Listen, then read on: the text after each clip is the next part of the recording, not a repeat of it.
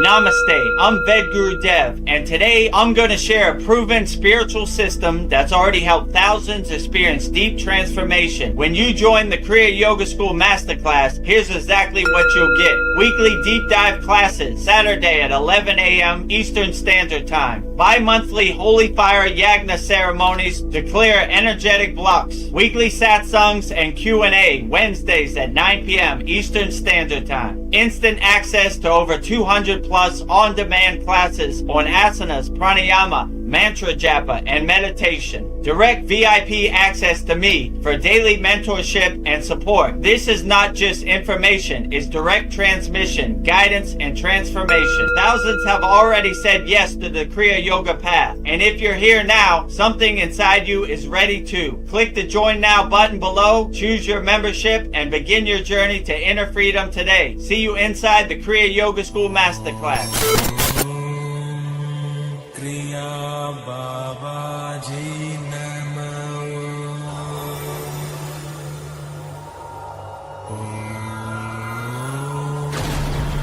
Kriya Babaji Namo.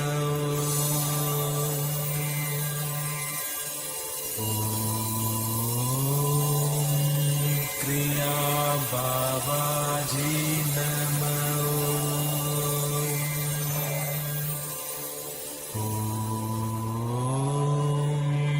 Kriya Babaji Namo.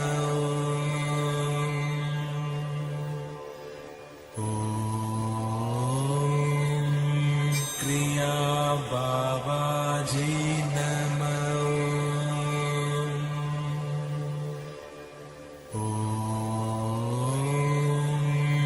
Kriya Babaji Namo.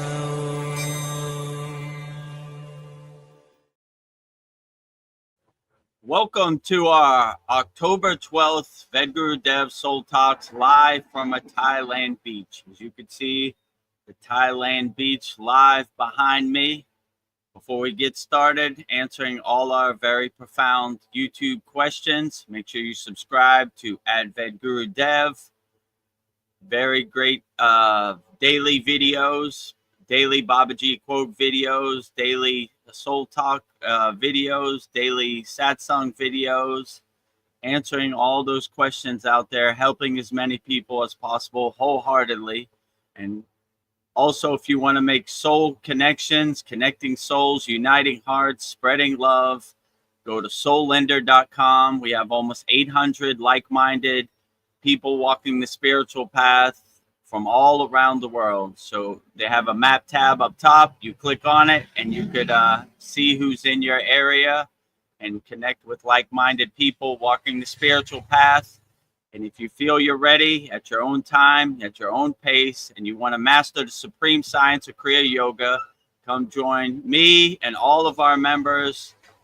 Go to kriyayogamasterclass.com and we'll help you walk the path practicing Kriya Yoga daily. So with that said, let's get started with our October 12th Vedagurudev Soul Talks live from a Thailand beach. Namaste, Veronica. How are you today? Namaste. Oh, great. We have a new guest. Hello. Hello. Anna, how are you? Starseed. Amazing. We welcome all star seeds and all light beings to our live stream at all times. Yes. We are all light workers, love workers. Oh, we have Paul here too. Nice. Oh, we got a full house today. Yes, we do. Just the smaller banner, so it does, there you go. So it doesn't cover up Paul. Namaste, Paul. Glad to have you here. Namaste. Today is a beautiful day. We have a real life star seed named Anna right above you. So any of your star seed questions, feel free to ask her. She has great insights on what it's like to be a star seed. I'm interested to hear it too. Yeah. I'm pretty sure I'm a star seed also. Okay, yeah, maybe we're all star seeds. Yeah, yeah, we are all star seeds. We are all like the 5 is the portal. We are all the stars. Oh, the Literally. 5-pointed star. Oh, The nice. Yeah. Vitruvian man. May I share with you? When I died, I got more information. Uh, so, what stems from zero, the cosmic womb, is one unity consciousness, the sun, the love ra, perceived as two, duality, are a very limited perceptual field of what we perceive, sustained by three, the pyramid, mind, body, spirit, foundation by four, Christ consciousness, manifested through five, we are the star, the star seeds, the Vitruvian man, and then harmonized by six, the star of David, the heart, the love, ascended through seven, the seven alchemical states, hermetic principles, ascension, and empowered by to eight to our infinity, and completed in nine to the spiral where, and then we'll go back to the source where we all came from. Whoa, that was a very profound explanation. I never Yeah. thought about it like that. All the geometric shapes and all the yantras, how they really come together in a number sequence. 1, 2, 3, 4, 5, 6, 7, 8, 9, all And we together. go back, and also colors. The sun is one and two, and everything is connected. Everything. We're all connected. Nice. Mhm. We're all connected. So all star seeds out there unite. All light beings, all light workers unite. We are all one. No duality here. Only oneness. So may I ask what star system you believe you're from, or do you have that information like Pleiades, Sirian, I Arcturian? I remember even the fall of Atlantis and all of these things.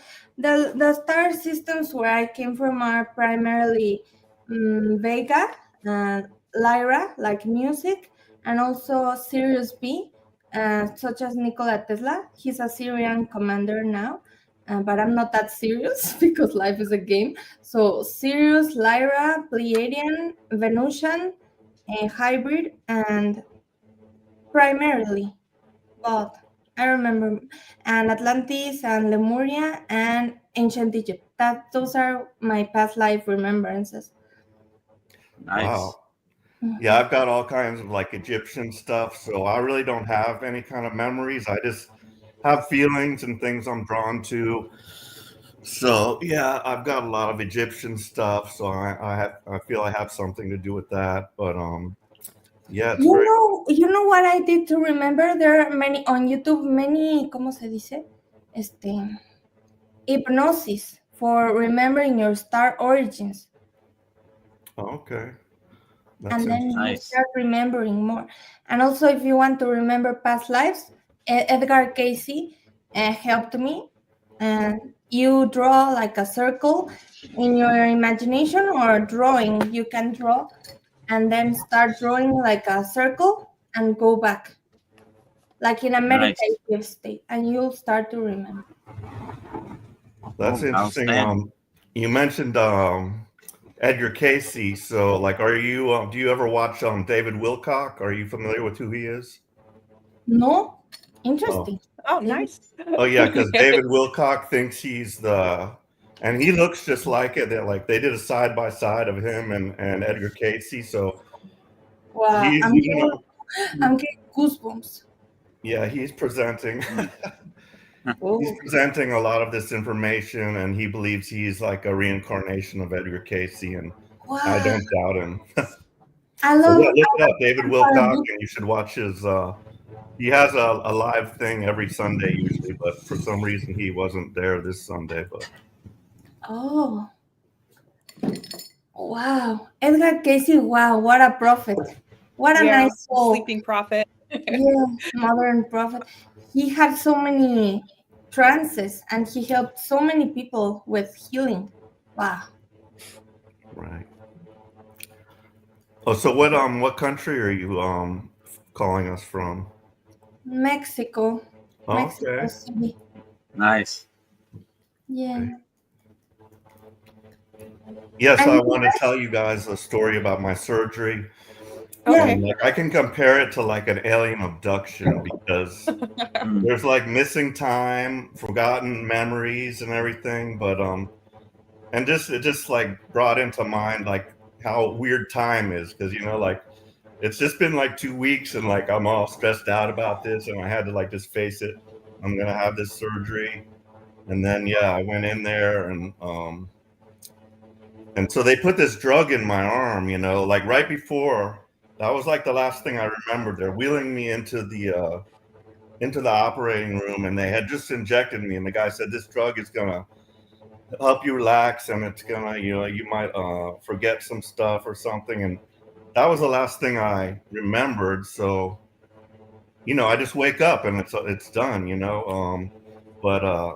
So I just, you know, had the doctor take those things out of my nose, the splints. And, you know, I asked him, I'm like, was I awake when we went into the, you know, was I talking with you guys for a while after that? And he was like, yeah. So like, I've totally like lost those memories, you know, of entering the room and, you know, and so it makes me also realize that just that little drug can do that. Like the government has these drugs, they can just completely, you know, they can, you know, do something and then just erase it just with a drug, you know, and they probably have way more advanced stuff than whatever they use in the hospitals, you know. Yeah. So. Oh man. Govern the mind. Meant.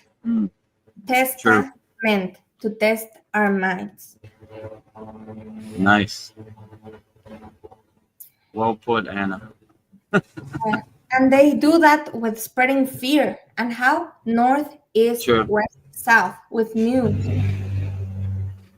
Yeah. Oh, that's another good one. News, right? North, west, News. south, east. Yeah.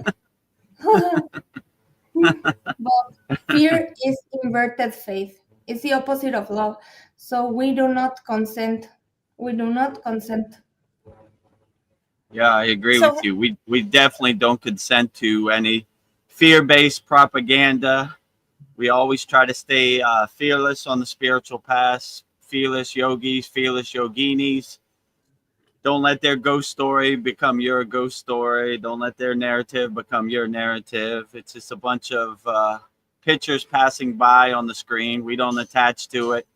Kind of laugh at it like the joke it is. Like, there they go with their ghost stories, you know, trying to make their story become my story. No thanks. I live fixed and anchored in the present moment, so I can't be controlled by other people's narrative. Yeah. The power of now. Yeah, the power of now, fixed in the present moment. I have a question for you, Anna. Maybe you have more insight on this, but how did our souls get here, and do we have to just raise our consciousness to like exit out of here? Are we tricked? Why are we here? Is it because of karma? I don't know if you have any information on that. Yeah. Well, I remember before incarnation, like the souls that we are very loving, starseed archetypes, we heard a call, like before coming down here. We heard that the earth was in trouble. We came to volunteer, all of us that are like anchoring love and unity for the collective, and I'm getting goosebumps. And my head is tingling. yeah. And we heard a call, and we very brave souls, we came to assist because it was a dense plane that we were roaming in the astral, having instant manifestations. And they said like, but we gathered with the council, and then they said like, but you will have to become human, and you will have to lose your instant manifestations. And then we were like, okay, we do it if that's what it takes. And then we were like, oh, really? Did we really volunteer for that? Yes. I question that every day. Yeah, mine too. Don't follow the light. It was a trap. Yeah. But really, there's no ascension without intention to go within, to forgive everyone. So we're really brave to be here. Like the bravest people are here. Yeah, truly. We're the boots on the ground. Yeah. Boots, boots on the ground, soldiers on the front line. Yeah, because we're anchoring. If we could see it from an eagle's viewpoint and the Miharashi effect, we're anchoring love and unity for the whole planet. So many of us. Otherwise, boom, and that's also the Schumann resonance of the heart's electromagnetic field that our galactic families, they're watching from A3A Atlas, and I remote viewed them and had telepathic rapport with them, and I hear angelic team. They're always here. I listen to them, and they're here to help us also, because sometimes it truly is very heavy here in the earthly existence. Well, you just mentioned something that like totally like lit my ears up, but about Three Eye Atlas, because yeah, I bring up. I'm the resident UFO, fanatic and stuff. So, I bring this stuff up. We were talking about the Boogosphere. I don't know if you've heard of the Booga. Well, it's in Mexico. The Boogosphere. Have you heard of that? No. They're studying it in Mexico. It's in a university, but it's this this globe, and it has some runes on it, and it's just very. It was they floating around, and this farmer guy. It ran into some power lines and then it fell and he grabbed it. But we were talking about that. But as far as Three Eye Atlas, you said you were remote viewing it. So who do you, in your opinion, who is on Three Eye Atlas, and what do you think will happen with that? Well, I know another starseed whose name is Starseed Akura. I love her so much because she's Arcturian from. She's very like tapped into, and she can like with channeling rods also. She works with channeling rods, and she's from a very young age. She's very psychic, and she has also had a lot of ¿cómo se dice? Like the light workers, we get like I won't talk about them, but anyway, like Three Eye Atlas. I really correlate to her what she also saw. They are like primarily male, and not male, but yeah, like male and blue. So I'm also an extraterrestrial contactee, and when I saw them, because we are them also, they were blue and 4 meters tall and really like pale and skinny blue, and well, they are there, and what they want is like they're helping, and they're like helping starseeds primarily because we are heavily attacked. For sure. Can you tell me about your contact experience? Yeah, sure. I was in Mexico, in Tepoztlan, in an area where there have been many sightings, and I didn't have my mobile devices for a week because I was in nature, and then it was like for 7 weeks I was in a cabin and I didn't have my phone, so I was there, and a magical place. I can't even describe how magical these cabins are. And oh well, how to start? So the first contact that I had, it was at nighttime, very very late. I was with my dog Cleo, and we were there and in the nighttime. And then what happened is that I saw the being. It was just one being, 4 meters or 5, very tall, like a tree, And I was like very scared because I was like, what? But telepathically, the being told me, I'm not here to scare you. I'm here to help you. And Cleo also started barking at the being because I thought that I was going insane, kind of. But I was like, if she's also seeing the being, then it's not my imagination. And then that happened. And for a whole week, I was in a cabin, and I was just directly communicating with them, not seeing them, but and I can still do this. So I close my eyes and I connect with them asking yes or no questions, just like, can I trust this person? And then they do, like, for example, open-ended questions, angelic support, angels are aliens. And for example, I ask, can I trust this individual? And then they are like, if it's yes, then they'll make a sound, and no sound. And that's how I connect to my angelic team. But this has happened for a long time, and I'm a remote viewer too. It's really weird that we have these abilities, but I'm going to teach a course on brain hemisphere synchronization and remote viewing and becoming psychic also, because we all have these abilities, but they have been used for not very nice purposes. Right. So did they Nice. have any like kind of message for you or anything like that, or they just were here, just telling you they're here to help, or No, any? they really do help practically. I didn't know this is weird, but Nikola Tesla is a Syrian commander right now. Like, Mhm. he's a Syrian commander. He looks very different than what he did in the earthly plane, but he's helping me uncover the 369, but practical, like a practical application, and also the, I have all of these things on my YouTube, but like the double spiral and the tetragrammatory vibratory dipolic structure. I don't even know what these things mean, but he just sends me this, and I need to connect with scientists to understand what I'm channeling, because I truly do not super understand it. Mhm. But yes, and also what they have told me is that when I died, literally I experienced nirvana, and then I came back and I started writing the Kybalion, the 7 Hermetic Principles, though I'd never read the book. And I have it all in a journal, all the weird things that have happened.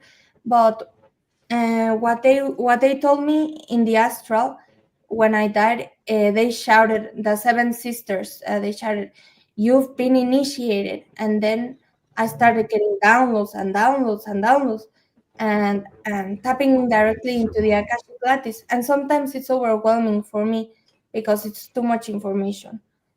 Anyway. You said when you died. So are you talking about? Did you have a near-death experience, or was it you did? No, really, really death. I would say there's some people that call it near death. No, I would say that it was literally the death. Clover, literally. But that happened in this life. Like, so you had a medical thing, and then you woke up, or like what happened? Like, did how did you die? Well, in this lifetime, I experienced like at least 10 suicide attempts. I hope that that's not wrong to have a discussion about it, but I experienced 10 suicide attempts. But this last one, GABA was triggered by gabapentin, which is a drug. Anyway, I took any drug in the market for depression. But when September last year, I died. Eckhart Tolle describes it very similar to the experience that I had, which was time stopped altogether. There was no time. There was complete love, and unconditional love that I've never felt in the earthly experience. And well, I made a poem about this. Do you mind if I speak the poem out? Sure. Because Yeah, Yeah. go ahead. I can never really describe it. It's also why Buddha said the lotus flower. You can never describe those transcendental experiences with words, but the way I made a poem and a song about it, and it's in the no, in the shadow was no, espera, Cleo, espérate. So it was, in the shadows of night I wandered deep, in the silence where secrets sip. With eyelids shut I embraced the dark. In that sacred silence where souls leave their mark, I released my fears to the vast unknown. In that timeless moment, I felt not alone. I surrendered my heart to the cosmic sway, and in love's embrace, I found my way. Here in the essence, where all beings blend, God, universe, love, a circle with no end. Awakening wisdom in every gentle gaze, seeing reflections in life's delicate maze. The veil of division began to unwind, revealing the truth that unites humankind. For when you look deeply, you see the sublime. In each other's eyes, we transcend space and time. And then I felt that we're all one, in essence, playing to be separate players, eternal. That's Great, beautiful. very beautiful. Yeah, that was Thank you. beautiful. Yeah, it was beautiful. I know. I've been thinking it's hard to describe things in words, and I've been thinking about crop circles and yantra symbols. It's like sacred geometry, and maybe our star seed family, are they communicating to us through the crop circles? Because it looks like no human could have done it. And I know, like, if you focus your mind, like yogis can move things with their mind, like that. I think that's how the pyramids were made, by moving things with their mind and sound. So Yeah. it's just thinking about crop circles, like it's communicating something to us and how to access that. Yeah, the Nazca. Mhm. Yeah, Yeah, with focusing on sacred geometry and the Merkaba and the also the I love Gaia. Gaia is amazing because they're disclosing a lot of sacred geometry yeah. and I love these things. Instead of watching Netflix, let's watch Yeah. let's watch Like I was the just gonna morning say, thing. I was just watching Gaia like almost all day today. I was catching up on my Cosmic Disclosure.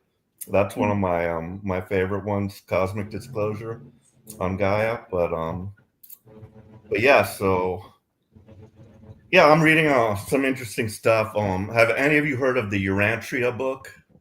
of course, Urantia. I love Yeah. that book.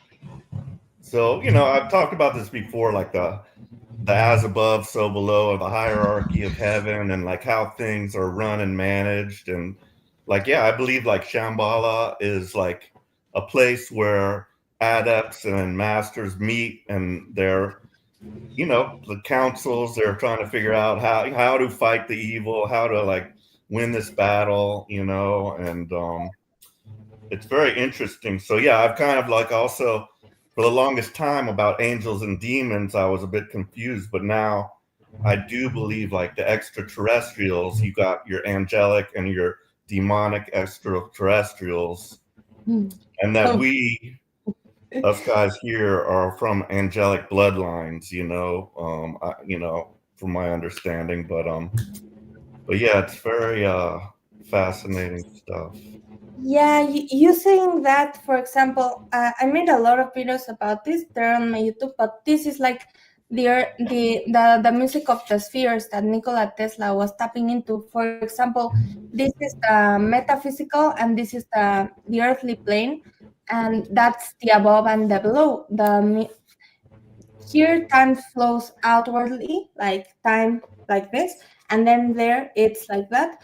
And then in the intersection, I like to propose. I'm making a lot of.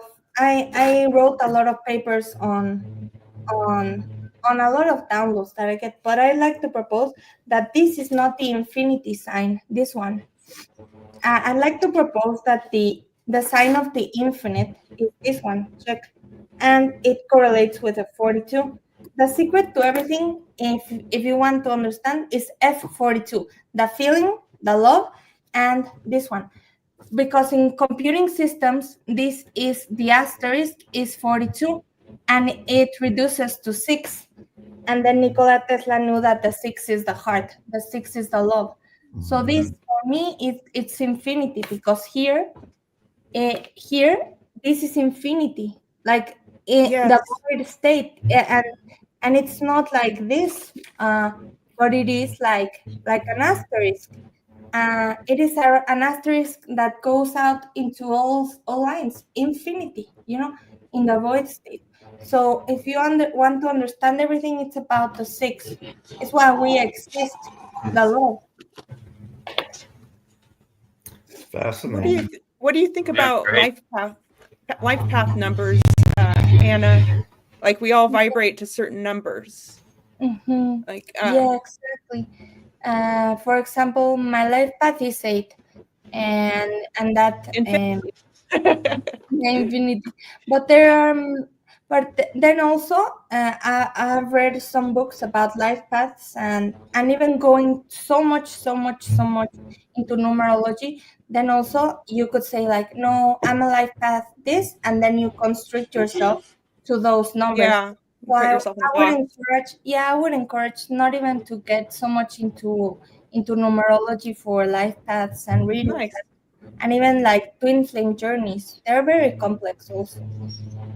Yeah. Because there's one who runs, the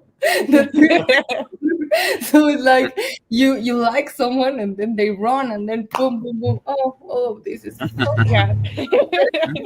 soul contracts. Like you meet someone that you really resonate with, and then they're not ready yet.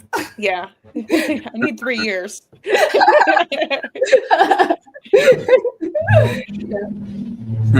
So we've got a lot of questions. We are having a great conversation. We have like 20 Yeah. comments. I'll go through them real quick. Albert Saps, he says, I wish I could be there with you again tonight. Sadly, I will be already asleep, most likely when it starts. And also, I'm unsure how much data volume this live stream would use up. Yeah.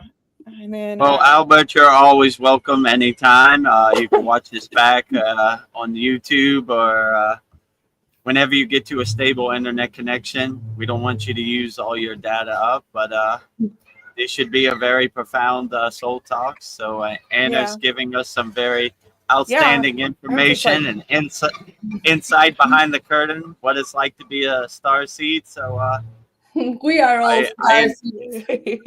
Yeah, well, we are all star seeds. That is the most profound thing, right? Right. Yeah. You don't have to wonder what it's like to be a star seed. Just waking up and just existing and just being, you are a star seed. Yeah, it's not a private club. It's not a private club. We are all that. All we have to do is realize it and unlock our inner star seed.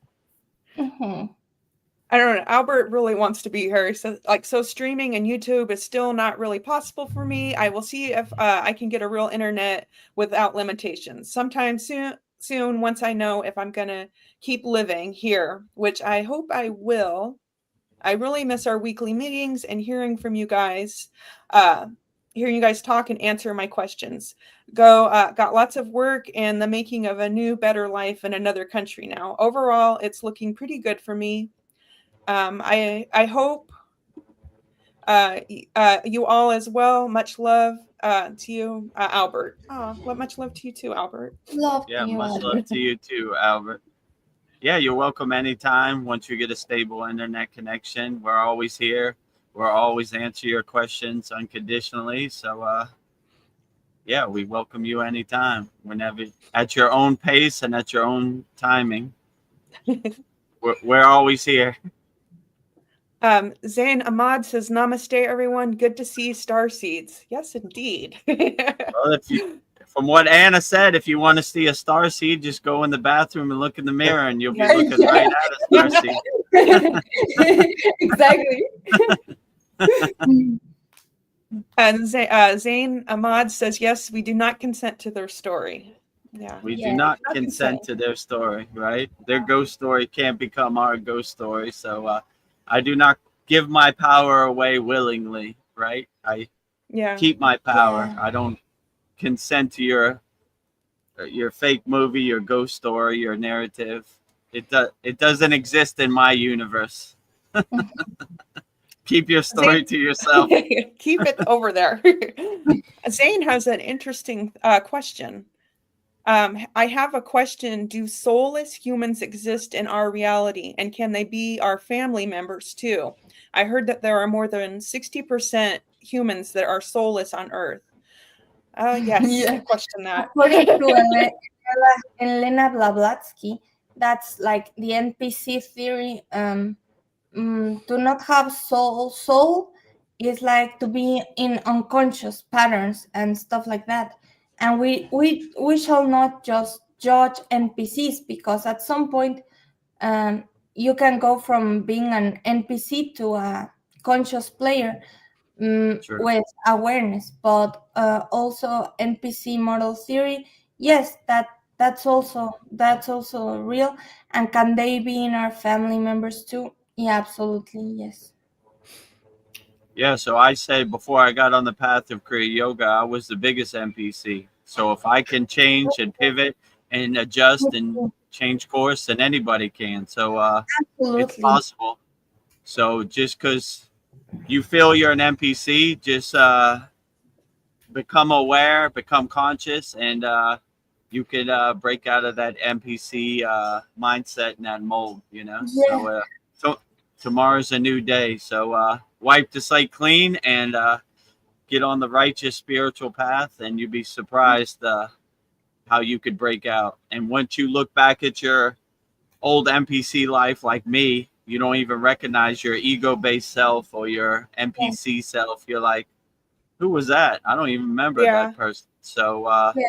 wake up your inner potential, realize your inner self, and you could break out of the NPC mold. I definitely did it, because before I got on the spiritual path, I was attached to the Maya delusional world. I was the biggest NPC to ever live. So if I could do it, No, anybody can do it. I win. I was bigger NPC than you. Yeah, you Okay, win. I give you the trophy, Anna. You were a bigger Biggest NPC than me. Yeah. I thought I was the biggest, but I guess I'm not. You know, Yeah. Anna wins. I'm so excited about this conversation, because I'm thinking, like, when we're born, we're pure souls, and it's like I think we have all of our gifts, because I feel like when I was like 3 years old, I could communicate with animals, but I think like school and life, it just like I lost all those abilities, and I think that happens with many people. It's like we get indoctrinated into this world, and we forget who we are. So I think, like, right now we're trying to remember, but I think we are born pure, and then life, gets a hold of us. Yeah, that's Yeah, what. my guru said, like, Vedagurudev, you're a hoarder of conditioning and identities. Throw it all away and go back to when you were a child and you had no conditioning. So Yeah. he basically said your whole life you collect all these identities, all these conditioning, and you just have all these rocks in your backpack that no longer serve you. He was like, go back to zero. So that's why we say in our school 0, 0, 0, because it's a reminder we need to go back and go down to our basement and throw away all the boxes that no longer serve us. You know, like, why do I need to know this? Like, this doesn't help me ascend. This doesn't help me get to a higher consciousness. Like, this is all useless information that I'm hoarding, that I'm keeping. You know, my house is all full of junk because I'm carrying all this junk I no longer need. I want to be a renunciate and sannyasi, just only the clothes on my back, no attachments. So yeah, throw away all those emotional attachment that no longer serve you. You know, don't be a spiritual hoarder. You know, and all limiting beliefs that we absorbed as conscious when we were kids. Throw them. Yeah, throw them all away. My guru said, go down to your basement, open all the windows, sweep up all the dust. Definitely clear all those boxes that are blocking your doorway to God. You know, throw it all away. It no longer serves you.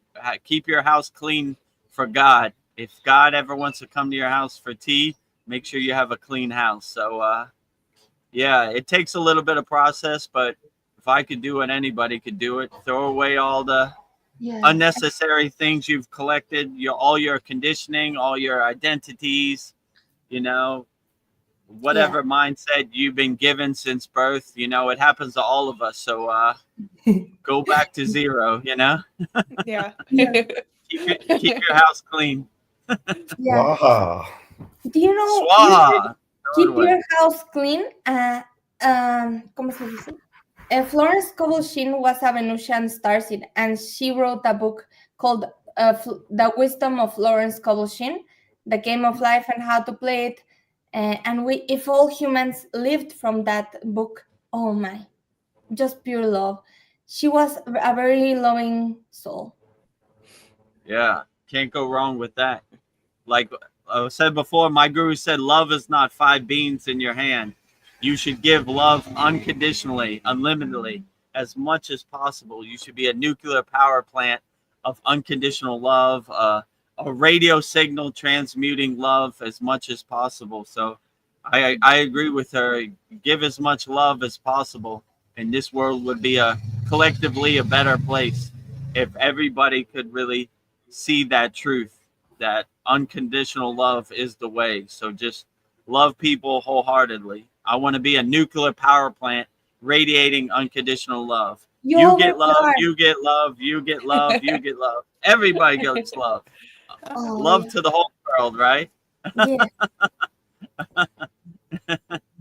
Yeah, I have that book in my garage somewhere, How to Play the Game and Win It by Florence.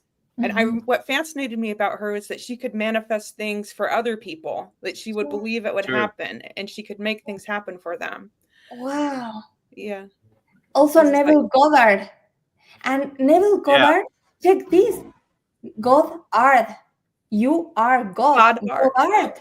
Right. Goddard. Oh, nice connection. Goddard Thou.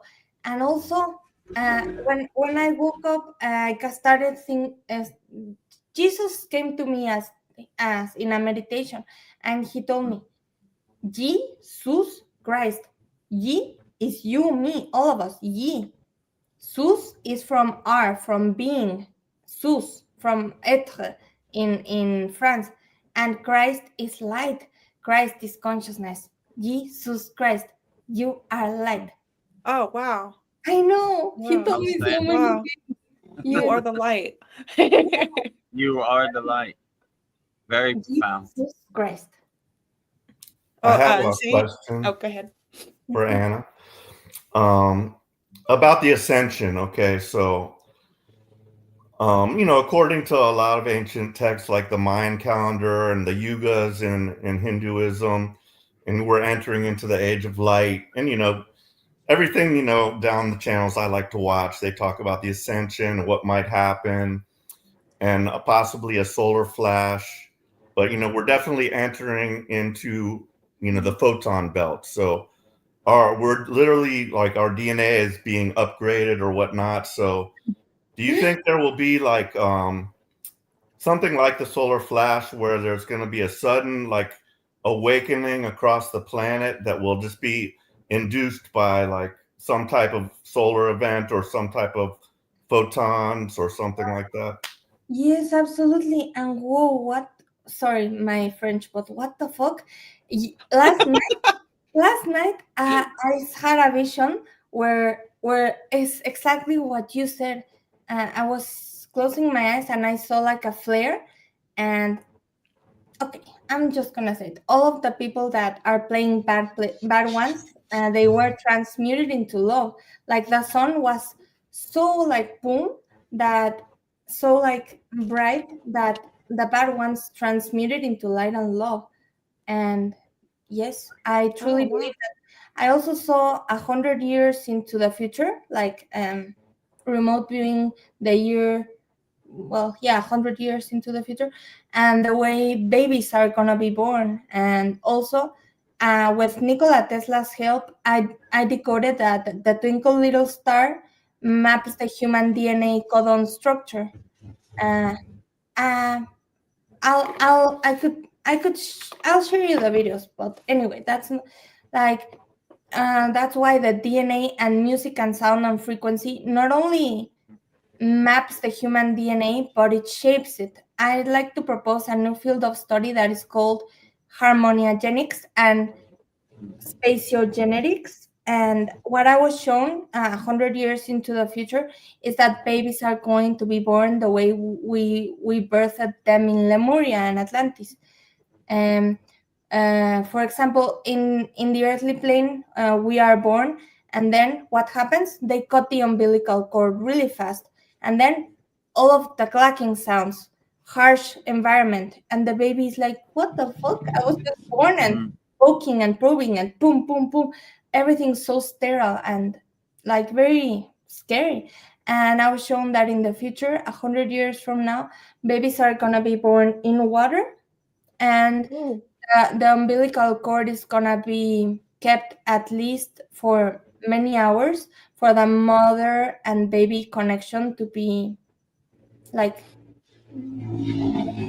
That's amazing that sounds you said that, beautiful. because yeah, I just read something about that, how like just from birth where we begin to be traumatized right there, the cutting of the cord, they slap you on your ass, or Yeah. and then you get the injections, all the tons of injections and all that kind of stuff. So Yeah. I mean, yeah, scary. what a way to enter. Just like shit. Yeah. What a way to enter the planet, right? Yeah. And I think I sucked my thumb as a child, and I had really bad buck teeth, and it's because I was freaking terrified of this place, Yeah. Like shit. It's very. I understand, babies. They look up in the sky like, how'd I get here? Oh, I think I made a mistake, right? When you come to this 3D dense world, you understand their mentality. Like, how did I get here? What's going on? I think I shouldn't have signed this contract. Yeah. What did I sign? What did I agree to? But also, Dolores Cannon said we come also into Earth's density to fulfill our destiny. Density. I unscramble many words, and I see the unscrambledness. Do you want me to tell you some unscrambled words that reveal like boom meanings? Check. For example, if you unscramble the word veil, so veil, live, evil. See beyond the veil of what you perceive to be evil and live accordingly. Live, veil, evil. Another one is star, rats, arts. So rats appear ugly, but you can see the beauty in the ugliness, and then stars create stars, and through arts alchemize the ugliness of the life. And also another one was heart and earth, of course. If you unscramble the word earth, you get heart. And another one was what did we say before? What were we talking about? I don't remember. Anyway, sorry. Yeah. Oh, the earth. We're talking about Earths. The earth is plain density. You unscramble and you get destiny. Yes, yes. We come into Earth's density to achieve our full destiny. Oh, nice. Very profound. Well, I'm going to go back to the comments real quick. Zane says, yes, you are right. These are very brave souls that incarnate here on Earth. I almost committed suicide before my spiritual awakening. Wow. Something you love, Zane. Yeah, I tried to leave this plane like 20 times. Horrible things. Yeah. I love you, Zane. Yeah, we love you, Zane. Glad you're still here, and we're glad you're able to overcome whatever you're going through. But this Maya delusional world, this dense world, is very dense, and it's dense for all of us, me, Vedagurudev included. So I go through it on a daily basis. All spiritual beings go through it on a daily basis. We just have some tools to help us overcome. But it's a war zone. It's a minefield out there for your consciousness. They're pulling you in all directions. They're attacking your consciousness 24 hours a day. So put your shield up. But we're glad you're able to overcome, and we're still here. But I understand this Maya delusional world is very dense and overwhelming, and it takes a lot of practice and inner work to overcome, Yeah. But it happens to the best of us. Don't get frustrated. Keep walking forward, not walking backwards. So, don't get attached to it. Just whatever you're going through in the present moment, it all shall pass, you know. So just look at it like clouds passing in the sky. Let it pass, you know. Don't attach to it. Don't try to make sense of it. Don't try to go down the rabbit hole. Just let it keep passing. The Maya keeps on Maying. Let it go. There it goes. You know, this movie always happens the same way, right? You know, let it keep going. Clouds in the sky, water under the bridge, just passing by. You know. Well, Dream Truth says my friend or brother sells the books Urantria. I skimmed it. It seemed like they were talking about superficial stuff in my view. Not everything's your cup of tea. It's okay. We all resonate to different things. Yeah, it's about frequency. Yeah, I think frequency is everything. It's just like that's how. Yeah. What we think, we become. What we feel, we attract, and what we imagine, we create. Yeah. Yeah, if your frequency harmonizes with what you're trying to manifest or what you're trying to attract, you have a higher, better chance to manifest it, especially coming from a place of abundance, not from a place of lack. Because if you have the lack frequency, you attract lack. If you have the abundance frequency, you attract abundance. So always come from a place of abundance, never from a place of lack, you know? Like my guru used to say, trying to manifest anything from a place of lack is like kicking the wall. It's not going to happen. So don't kick the wall. Raise your frequency, and you will tune into that radio signal that you're trying to attract, you know, and you'll clear out the static. You attract people on your safe wavelength. True. Yeah, absolutely. Yeah, I feel like right now life is attacking me, but I'm just like, instead of like poor me, I'm like, okay, there's a solution. I'm gonna figure this out.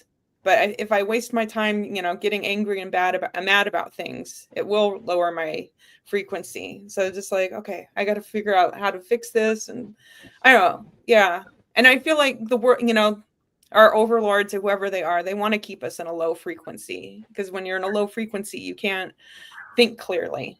So keep my frequency as high as possible. Like, I agree, beautiful soul, because also like being targeted by intelligence agencies is not that very cool. No.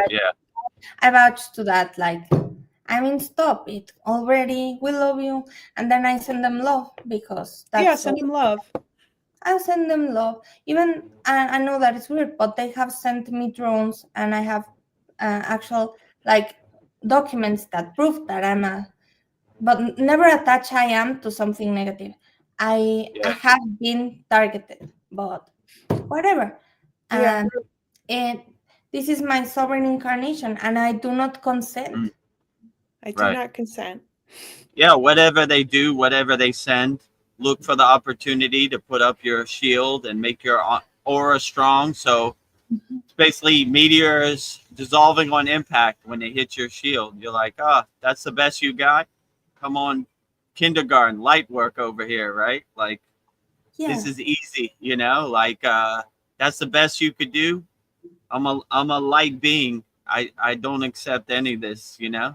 This is all trash to me. I don't want your ghost story to become my ghost story, you know? Like you said, I'm sovereign. I'm the king or queen of my castle. I control my outcome. I control my story. You don't have no say over here. Like, you don't fit into my universe, you know? You're not welcome into my happy place. So get out of here with your drones, your psychic attacks, your psyops. No thanks, you know? Trash stinks. Nothing. And Florence said, be fearless. And be fearless. I am fearlessness, you say, and no weapon against me shall prosper. You decree with authority. And then the kingdom of God is within, the imaginal act. And every night when you go into hypnagogic, Neville Goddard sets, then you loop your desired reality till it becomes a memory. But the feeling is the key. in the body also, to relax the vagus nerve and just relax. Oh, Yeah, when we do anything in Kriya Yoga, we act with feeling, bhava, right? So pure feeling. So we feel it, we see it, we live it, we believe it. So we crystallize it and manifest our circumstances into reality. So yeah, well put, Anna. Exactly. You see it, you feel it, and you know it, and you Yeah. Yeah, know you it. know it.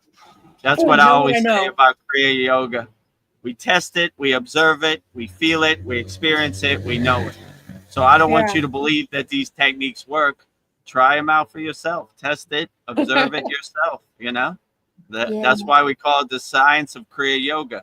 We don't want you to just blindly believe it and just regurgitate it. We will test it, observe it, feel it, know it, experience it. So Yeah. once you do that, then you know for yourself.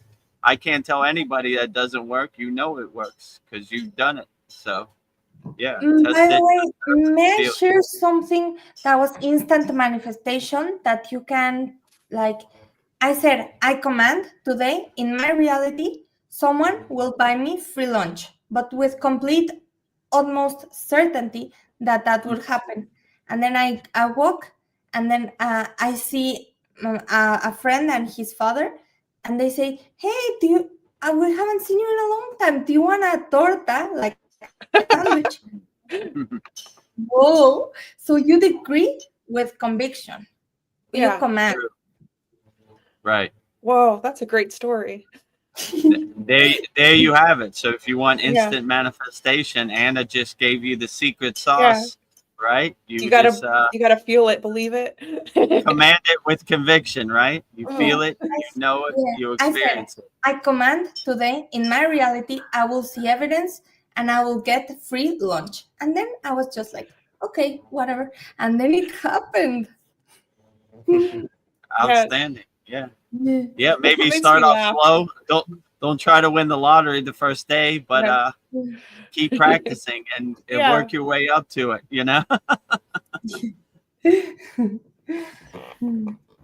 Well, Zane says, yes, I don't judge or react to them. I just need confirmation. I was an NPC too, but I was seeking two at the same time. And then he says, I love this conversation. I love it too. Yeah, it's a very profound conversation. Yeah. Yeah. We don't judge anybody, in Kriya Yoga we stay in a state of equanimity. There is no right or wrong, there is no good or bad, so we don't judge anybody. So yeah, I would definitely say in a state of equanimity. So Yeah. no judgment over here. Forgive them, for they know not what they do. They attack us, but we still forgive them. That's the best you got. You have come at me better, bro, with Yeah. these kindergarten techniques. They don't exist in my universe. So your drones, your psyops, your narrative, all trash, I take out to the trash can. I don't hold on to it or attach to any of it. I don't want your story to become my story. On equanimity and non-dual awareness and manifestation, there's a woman called Mary Kate that she has subliminals that do wonders, all night subliminals. Mary Kate subliminals. And she says the way to manifest money is that we have attached a very, like, money is hard and stuff. But if you manifest, like if you say, tomorrow I'm going to manifest a blue butterfly, then that's neutral because there's nothing attached to that in so she's great. I encourage people to watch also, that it's great to see like manifestation and as neutral, of money as your friend and playful and just playing with money. Yeah, great. Yeah, I agree. Yeah. My guru used to say, run towards money, money runs away from you. Run away from money, money runs towards you. So that's kind of my perspective. But yeah, I would say if you're going to start manifesting, start off slow. Like Anna said, like a a blue butterfly, and like, oh, there's a good confirmation. There is the blue butterfly right there. Okay, this works. Now I'm gonna try to go deeper, try to really cultivate it and enhance it. So Yeah. thank you for the secret ingredients Yeah. Be of neutral. manifestation. Being I'm neutral. still not a master manifestator. Sometimes I manifest horrible things. So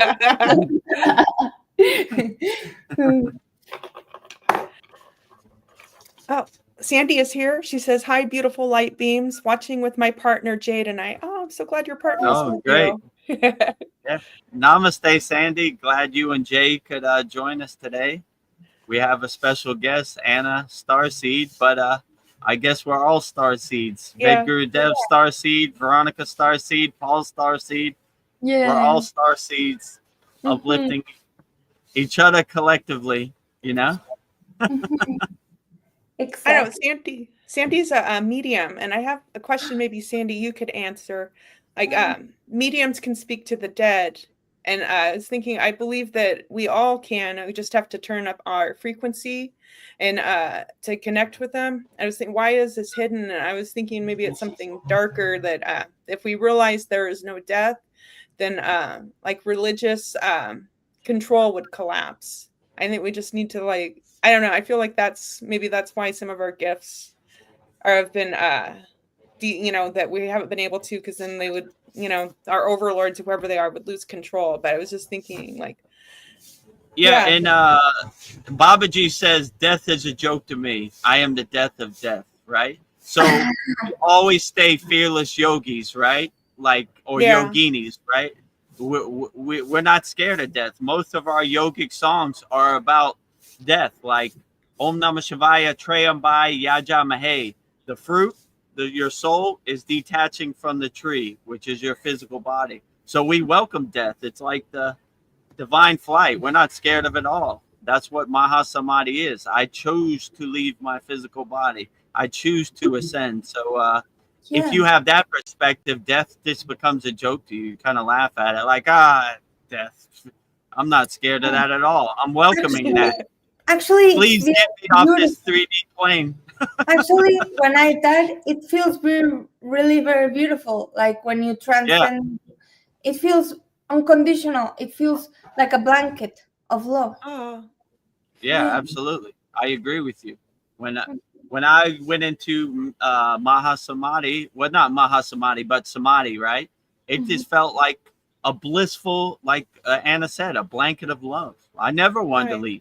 If my guru didn't wake me up, I would have transcended my physical body, Goodbye. I'm changing clothes. I don't need this junk car, this physical meat suit no more. So when you get to that state, most people don't want to come back. It just feels like a unconditional blanket of love. I agree with you. Like you never want to leave, right? You're kind of upset when you do come back. Like, back in this world. I want to go back to the blanket of love. So, So can I ask, Anna, like, how were you pulled back into your body? Did they say it's not your time, or did you make a decision to come back in, or what kind of happened?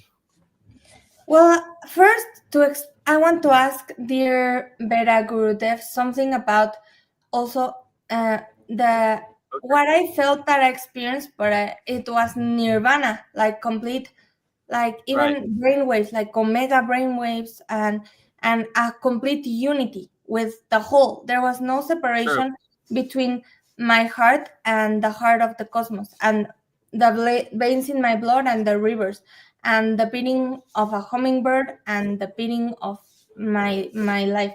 And then the way that I could describe it is that time stopped altogether. No time, nothing. Just I could never explain, but what I was told, I was shouted at. Like I was shouted at by the seven sisters, and they said, "You have been initiated." I was like, "What the fuck?" they got your attention. I got my attention in the astral, and then I started. The day after that, I started writing, "Is God the devil and the demiurge and all of these things, and I started writing the Kybalion, though I had never read the book, and many other things. But the way that I could describe that I was put back into the human avatar, it was that, like, I wasn't ready, because they told me your mission is not complete, you cannot go back yet. Mm. And I'm like, Yeah. oh man, but I want to feel unconditional love, and this feels dense. But my mission is to wake up others to our limitless potential, and also to for children to be safer, because I was part of the Monarch mind control programming. That, don't look it up, it's horrific. Um, and that caused a lot of trauma, and that made me be in NPC mode for 33 years with, I don't care to speak about it, but cocaine, alcohol, suicide attempts, sexual abuse, and none of those things would have happened if I wasn't taken care of properly as a child, and without mind control and without sexual abuse as a child. And I think all children should be safe from those horrific things. Great. Yeah, absolutely. I agree. Protect our children. Like the most grossest, dirty thing I could ever think of is hurting a child, an innocent soul, pure soul. So yeah, I look at those type of people who hurt innocent children as super losers, right? Like I don't respect them at all, you know. So leave our children alone. Let them be pure souls and let them be innocent souls, and keep your hands off them, you dirty, ugly losers. You know? So that you mentioned that about the mind control. So there's a lot of stuff about the 20 and back program. So like, like they will, do that, and then like they'll, they'll put you on a mission, or into the sacred space program, and then they'll age regress you back and put you back where you were, so that your parents don't find out anything about all this. So Yeah, it was horrible, because even the type of movies that I watched when I was a kid, it's like Mary Kate and Ashley Olsen movies, that the CIA is there with witness protection and with all of these things. I mean, it's beyond horrific what they can do to the and they fragment your personality also. I was labeled borderline personality disorder for a long time, and put on medication, psychiatrics, for 20 years or more. And I took every medication ever, like from benzos to antipsychotics, combined with alcohol and with cocaine, and of course many suicide attempts. So it's not okay, in any Yeah. dimension, to fragment someone's personality like that. It's not okay. And it took, I mean, to be honest, I'm resilience embodied, and I had to do it by myself, anyway. Well, so we're glad sorry you about were all able the to bad overcome. experiences you had. Yeah. So sorry that, but No, you really begin to see these people, these overlords, they're ugly. You know, look what they do to pure souls and star seeds. And, like these people are super losers. I have no respect for them. Like, what kind of evil are you? Like, what kind of karma are you generating by hurting other people and putting them on pharmaceutical drugs and, using mind control and all these ugly things? Gross. I'm ashamed of you. You're super losers out there. I told Veronica before in the sad song, like, she said, like, these rich people have beautiful flowers. I said, yeah, but behind closed doors, they're ugly. They'll hurt people to get money. So I look at them like the superest losers ever, right? Loser. Like, loser. You got beautiful flowers, but your beautiful flowers don't even want to be in your garden because you're behind closed doors. You hurt children. You push people in front of a bus. They should get a new boat. Losers. Leave our light workers alone, you know? Go away, you dummies. We don't want what you're selling, you know? You're trying to sell us something you don't have, you know, happiness or whatever. You leave our light beings alone, right? We don't want your darkness here no more, right? Gross, you know? Yeah. Leave Anna Starseed alone, Yeah. right? Take your pharmaceuticals and your mind control and your trauma away, you know? Let her soul shine and be free, you know? So go away, losers. Go away, losers. Yeah, like when we're born, they take our blood, and like these evil people, they're you know, they see our star, you know, our birth charts. They know exactly who the chosen ones are, and I believe that they do target us when we're young and we're vulnerable. It's like, yeah, and if you don't have parents that are taking care of you, you're easy to get to. And I'm thinking like Hollywood, like the kids that are abused are the ones that don't have parents protecting them. Yeah, they're just gross. You know, they see an opportunity and they take it. It's just terrible. But the good news is that you have everything you need, all the tools inside you as you. So when you become aware and you become realized, then you look at them like the Wizard of Oz behind the curtain, like, this guy, he's gonna tell me what I should do with my body. He's gonna tell me a story about what's going on in the world. Yeah. I don't believe any of this, you know. That's why all the yogis and Buddhists say it's all Maya. This is all junk, you know. So they're gonna do everything they can to condition you not to realize your true inner potential. Once you realize your true inner potential, you laugh at them like the joke they are. There they go again. Maya keeps on Mayaing. Here they come again with their virus or their playbook or their psyops. Get out of here. Yeah. Let me tell you how you should feel in your body. You should take this pill. You should take this drug.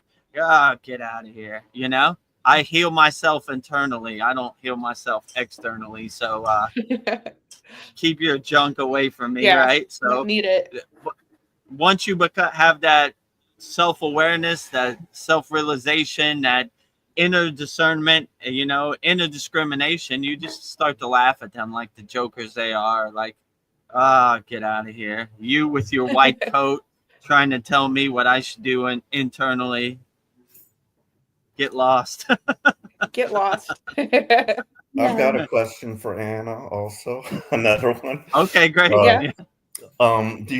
Can you tell us a little about what you remember about Atlantis? Your time there? Yeah. Sorry, I got emotional. It's okay. No, it's okay. Let it all out. We don't hold on to anything. Let it all out. Soul therapy. Yeah, this is soul therapy. That's why it's called Soul Talks. Where you're around your loving family. We love you, Anna, and we love you. You're in a safe place. You're in our sacred meditation garden, our sacred sanctuary. So you know, you're around like-minded people. So rising tides lift all boats. So whatever you're going through, we love you unconditionally, and don't worry about it. We'll overcome it. We'll walk this journey together. Yeah. You're with family now. Absolutely. It feels like we are family. Yeah. Yeah, sometimes even like maybe normal family, then we love them and we chose our parents and everything. But then you get soul tribes like that. You feel that you've known them for forever and you're friends, you know. I'm going to take 5. I'm sorry. I need to go drink water. This was much for me. I'll be back. Yeah. Okay. And I'll be back with Atlantis. Okay. Thank you, Anna. Yeah, take your time.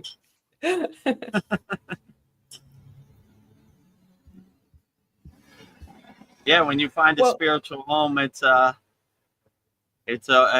great to be home. So I'm glad Anna Starseed, and I guess we're all Starseed. So a good profound message that people didn't see it. If you want to see a star seed, go in the bathroom and look in the mirror, and you'll be looking at a star seed. So we're all star seeds. Has she been a member of our group for a while now, or did she just find us just recently? How long would you think she's been she's a member of our free school, or Solinder. So okay. Well, she's not in the Masterclass, but yeah, go ahead. So I was watching her videos, and I don't know, I just felt drawn to her, and I felt like she had a lot to say, so I invited her. And the last one, she didn't come, but I was really happy to see Anna here. But I just felt like she had something she needed to share with us, and I followed my intuition, and I was right. That's right. That's very great. Profound. Yeah. So now we get some insights on all those questions that Paul's had for a long time, right? Yeah. For sure. Zane liked your... a curious person. I like to go down the rabbit holes.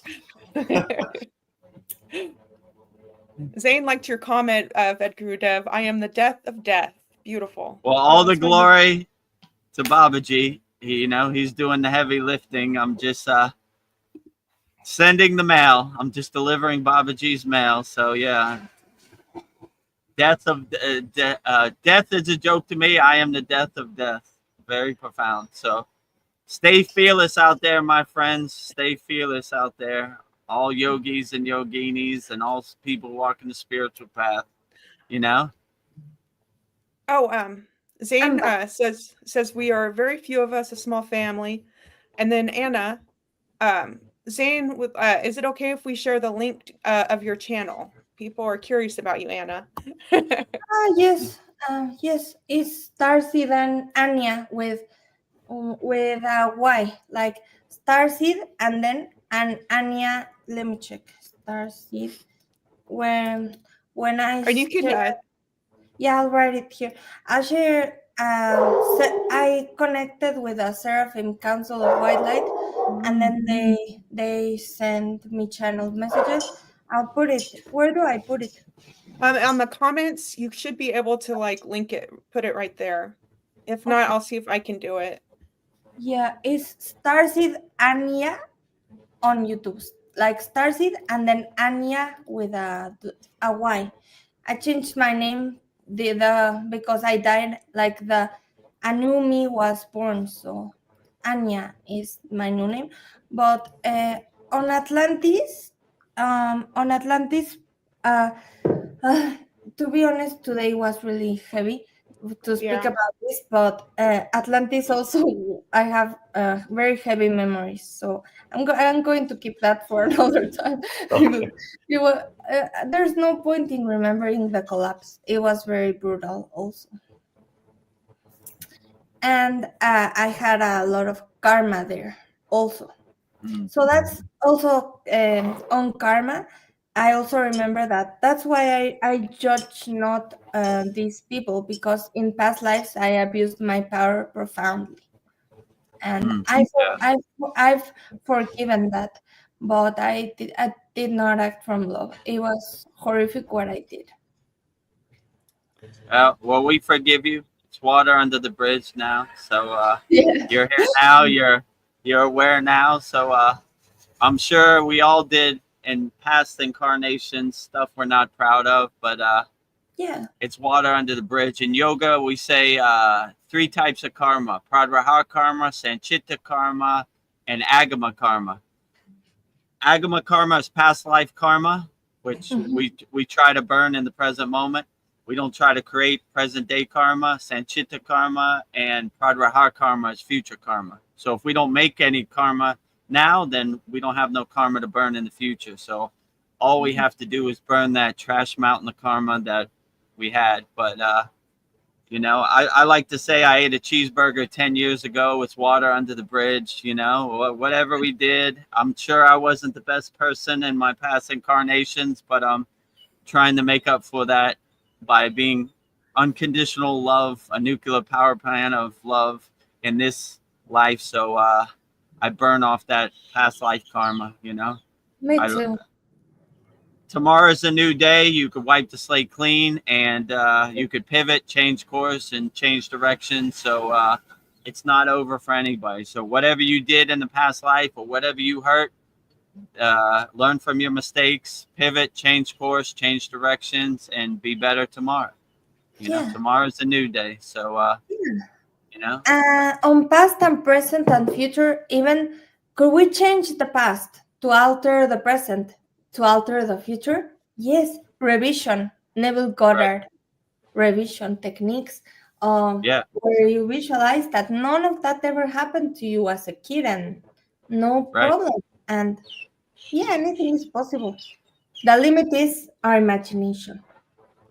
Right. Absolutely. Right. If a tree falls in the woods and you didn't hear it, did it really fall? So whatever trauma you went through, just let it go.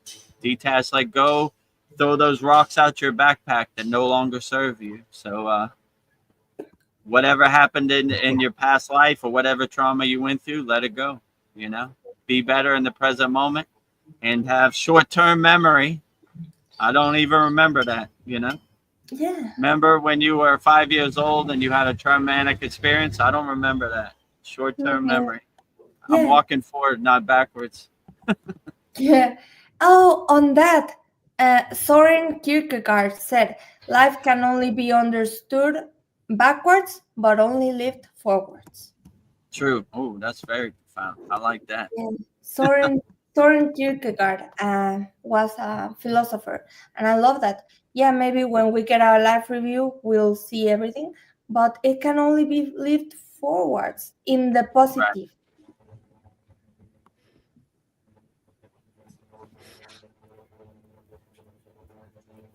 Well, I wrote your YouTube channel on the message board, Anna. So hopefully more people will like see what you have to say, and you can help lift the consciousness, because I think you're really important, Anna. You too. Me too. All of you. I already looked it up and subscribed. Oh, see? I love you. Your real name is Anya, right? Not Anna, right? No, my life name that my parents gave me, Anna, but what I changed is Anya, because Anya. a new self is born after and then your true essence shines through. So I was told by my higher self, change your identity, and I changed my name. Which do you prefer to be called? Anya. Okay, Anya. Yeah, so that's interesting. From your higher self, you got, in yoga, they call it name diksha. So my government name is not Vedagurudev, but my guru gave me name diksha, which he said came from Babaji directly. So that's interesting. Your higher self gave you name diksha indirectly, right? You're reborn on the spiritual path. Your government name doesn't serve you, Anna. So Anya is your real new name. Yeah. Oh, outstanding. Yeah, that happened to me too. So that's interesting. Right? Except my physical guru was the vessel from Babaji directly. So you are no longer whatever name government gave you. You are reborn on the spiritual path, and your new name is Vedagurudev. It's called name diksha. So your higher self gave you name diksha, which is outstanding, right? This other name no longer serves you. Anya is your new name. Anya. That's beautiful. Thank you. And also the alchemical stages of the soul, which is the last is solve e coagula in Latin, where a new you is born, and then the essence shines through, and then you're more authentic. It is calcination, fermentation, separation, distillation. I have a video about it, but it's like then none of that, and then a new identity is born, a new you, when you achieve enlightenment, which is just to our infinite potential. That for me was enlightenment. I said I vowed to enlighten, and I thought it was gonna be like a very like blissful, transformative, magical, and then it was like, I'm not crazy. I'm not crazy. Yeah. Yeah. So I have a question for you, Yanya. When you read people's energy, like what pokes out at you? Like what's like the first thing you notice about people? Like In the physical or in the maybe like both. Like I don't know, like my energy, what does it say to you if you were to read my energy? sometimes I feel auras and a remote Oh, viewing, like you feel like a pink and pink and pink, and you also have like purple vibes and like green. Like oh, you are very angelic and very light-hearted and very so when I read energy and like it's just that I feel it's not that I see so much, but like I feel, you and feel it? I just know, I don't know, it's a feeling. Energy Yeah, doesn't and like, like we'll have very deep intuition about people we meet. Like yeah, I was shown that we have three hearts, not one heart. First, we have the normal heart that is here. Then we have this one, the thymus. It's a gland that is called the thymus. This is a higher heart chakra. And then our gut is our, like when we get hunches, like that person doesn't really. yeah, So that's a third heart that we have also, like the belly, like the gut. yeah. That no, something doesn't smell Yeah, right. it doesn't feel right. Yeah. Yeah. I get that all the time. Like, Yeah. oh, MB. Oh, let me see. Zane has a question. He says, "Why a lot of star seeds incarnate in America continent? Are they supposed to build the first city of lights in Sedona? It seems like I'm alone here in Pakistan." I don't. Maybe you're not. Oh, I don't know. I'm sending you so much love. Don't feel Yeah. alone. We are here with you. Oh, Um, thank. I feel you. Why a lot of star seeds incarnate in America continent? I don't think so. I think we're scattered across the whole globe. Yeah. I don't think that that's the case, to be honest. I have a lot of starseed friends, and some of them are some of them in Canada, some of them in South Africa. I don't think that that's the case. That I think we're all scattered across the globe very beautifully. So yeah.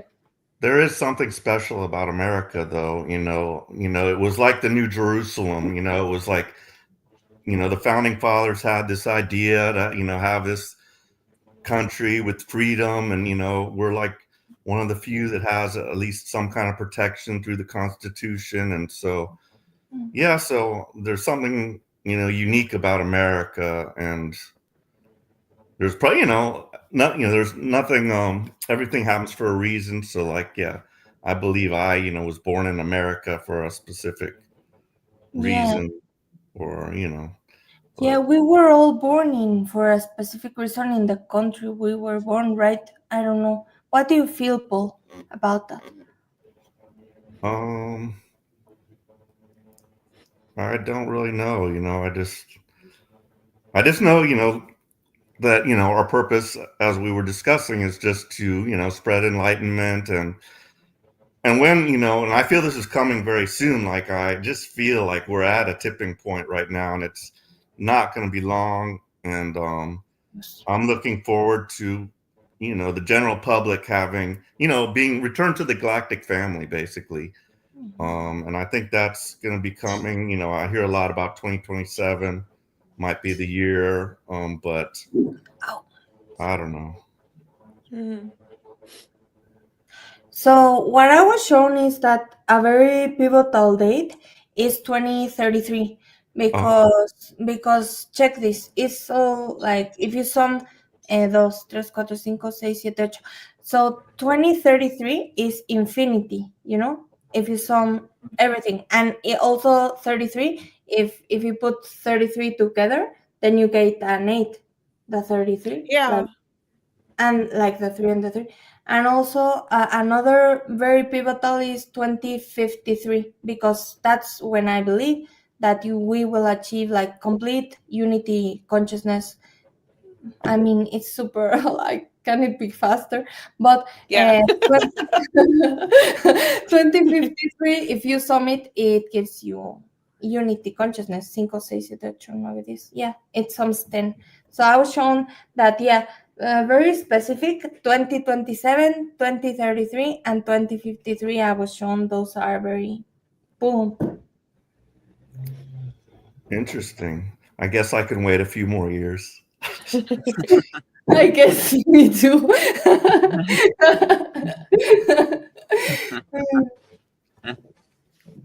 To shake hands with my star brothers. Yeah. And this guy Zain in Pakistan, when you know yourself, you never feel lonely. So you're not waiting for other people. When you raise your consciousness, you collect with light. You connect through the web of the universe with light workers everywhere. So even though you're on a different piece of dirt, a different geographical place, you have love from star seeds and light workers from all around the world. So you should never feel lonely and never left out, because we're all here and we all transmute light energy, healing energy, loving energy to you wholeheartedly wherever you're at. Yeah. So Zain, you should never feel alone. You're all family here. So you know, it doesn't matter where you're at.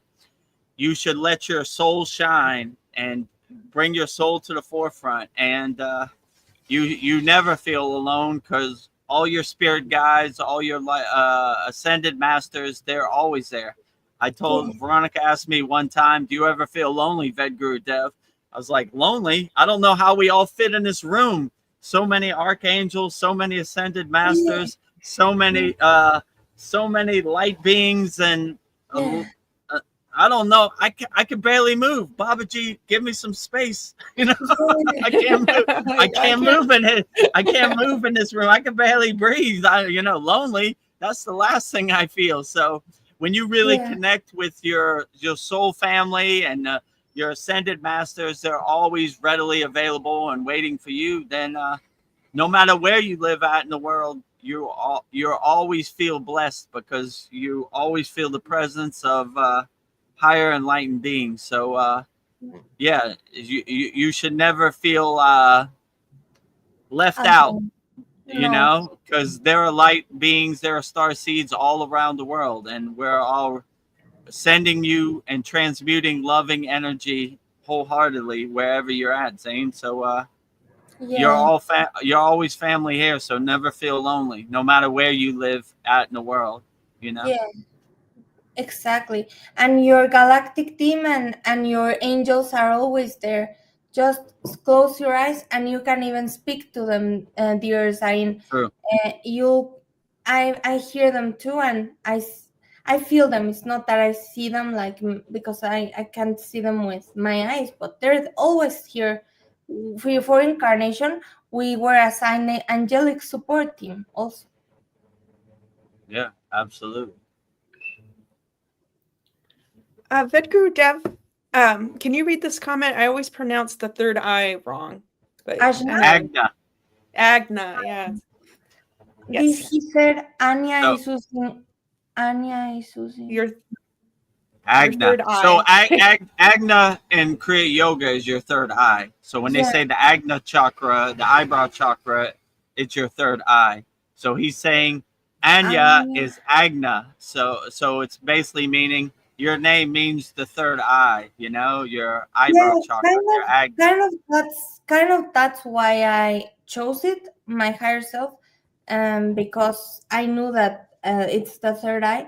But also, this is like a more funny story, but it's about when I was a kid, and whatever. It's like a movie, a Disney movie that connected me to, like, to the fact that I wanted to be more like a kid. So that's why I changed my name to Anya, because I want to be more like a kid. And when we were kids, we were playful, pure, innocent, loving, True. authentic. So that's why I chose that name. Oh, it's a good Mm. reminder to go back to zero when you Yeah. were an innocent, pure soul child where you didn't have any conditioning, identities, or attachments. So always go back to zero, zero, zero, zero. That's what my guru used to say. Go back to zero, Vedagurudev. Attaching to too much, throw it all away. Go back to zero. Well, Zane says something interesting. You guys were talking about archangels and guides, and Zane says, I received very serious synchronicity 2 days before. Someone is looking after me, but my logical mind is shocked. Yeah, I think Yeah, we're all, Share with us. yeah. If you feel yeah. like Write it, it in Zane. the YouTube comment. Yeah, I would just keep an open mind. I mean, a question I wanted to ask Anna about was about the seraphim. So I told this story before on live stream. Mhm. The archangels, I wasn't evoking them; they came to me. Archangel Michael, Uriel, what's the other one? Gabriel, Raphael, and then behind them was the seraphim. And I said, "Who are you? Show yourself." And it was a bunch of eyes with wings on them. And I was like, "Oh, cool!" I wasn't scared of them. I was like, "That is beautiful. I love seraphim," you know. But they were kind of shy to show themselves because they didn't know how I would react. But I'm an open-minded yogi, so I love all beings carrying divine energy. So I wanted to ask you, what do you think the seraphim are? The seraphim. So I think that there are angels, then archangels, and seraphim Mm, council of white light. That's mm, some like some, I don't really know if I like to call it a collective of, yeah, collective. The seraphim council of white light. And then there's the Council of Nine and many councils, like so many angels, so mm. many legions, so many other Yeah, galactic ascended masters. I mean, I really feel the same as you. Like, I feel that I'm surrounded by legions of angels all the time, and that true. way, Yeah, I'm not scared of going, because as a targeted individual, I could choose not to go out ever into the street. I could choose to live in fear and just like, yeah. no. But then a very powerful prayer that I discovered, it was the ¿cómo era? The light of God surrounds me. The Mm, love of God envelops me. No, a ver, primero es the light of God surrounds me. The love of God envelops me. The power of God protects me. The presence of God watches over me. Wherever I go, God is. Wherever I am, God is. I am that I am.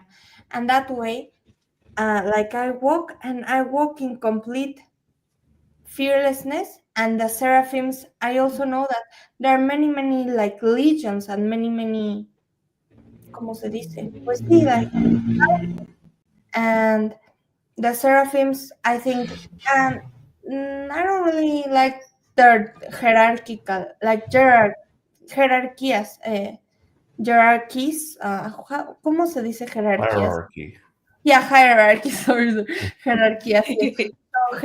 So, but yeah, there are so many councils, so many hierarchies. Sorry. Yeah. But the Seraphim Council of White Light, you have the Council of Thymus, also that another guy who channels this Daniel Scrankton. I don't know if you know him. Bashar. I mean, there are Oh, so many. Bashar, yeah. There are Love so many. Bashar. Love Bashar too. I was in the astral in a dream, and Bashar was there, mm. and Bashar connected to me, and then also with a friend, she told me, Bashar told me in the astral that you need to decode the double tetragrammaton vibratory field with Nikola Tesla. And I'm like, oh, damn. I am. And she told me, and you are Nikola, the scientists don't know this, and you are Nikola are supposed to figure it out. And I was like, oh, damn. But I A think lot of pressure. I think I've done that. I wrote a paper on it. And anyway, yeah, it's about science, like nerd stuff. But yeah, on the Seraphim Council of White Light, yeah, I feel that they're very very loving. All of them, they're all here. Yeah, I love them. Yeah, but I also love my Archangel Michael, Archangel Uriel. Yeah, of course. Sandalphon. Sandalphon is the one that raises the prayers more up. So Sandalphon, Metatron, all of these angels. Yeah, they're all great. They're all outstanding. Another angel is the angel of wealth is Sachiel, I think. Sachiel, yeah. Oh. Yeah. So I command all of you come assist. Yeah. I can't. Need your support.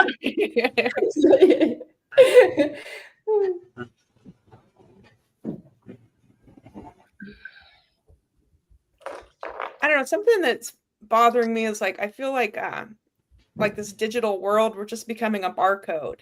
Like even to go to the doctor the other day, like they gave me an app and that's like to scan in, it's a barcode. And I feel like this world's trying to just turn us into like a barcode, like it wants to turn us into like cattle. But I feel like I don't know, I just think of the Agoris and I just like, if I could just like detach from this world and be free, but it just seems like, I don't know, everything's just becoming digitalized. And it's like, I don't know, just navigating that and just knowing what they're doing. I don't know, it just bothers me. So that's well, I wouldn't attach to it. You know, they're gonna try to pull you in all directions, but if you know thyself, you know who you are, then they can't tell you who you're not. So whatever they do, just kind of laugh at them like the joke they are. Like, look at these gross people doing their stupid games, you know, wasting time, losers. Your playbook has no effect on me. So whatever you do, you try to assign me a barcode, I throw it away. You know, like I'm not a barcode. I don't need your story to become my story. So you know, I'm not a barcode. I'm a light being. So your barcode has no meaning over here. You know, so whatever they do, you know, just look at them like the gross people they are. And you are the king of your castle. You are the creator of your universe. So if their barcode doesn't exist in your universe, it doesn't exist. So laugh at them, their little games, their little psyops, their little narratives they give you, you know, like, there you go with that, the barcode. Oh, I'm a number in your book. Ooh, you know, don't you know I'm a light being, you know, your numbers have no meaning in my universe. So, I wouldn't. Oh, sorry. Yeah, go ahead. Okay. Something came through like boom. Check this. What I asked ChatGPT yesterday. Okay, I said, ChatGPT, what's the role of AI? And I said, what's like? Tell me the whole game of life explained. And it told me first the creators, source, the server. Source is the ultimate game developer.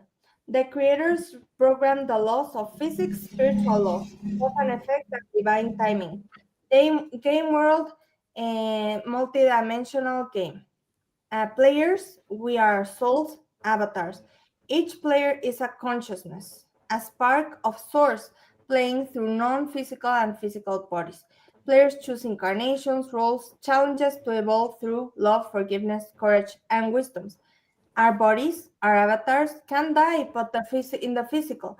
But in the consciousness, we return to higher realms and then respawn, carrying memory and evolution forward.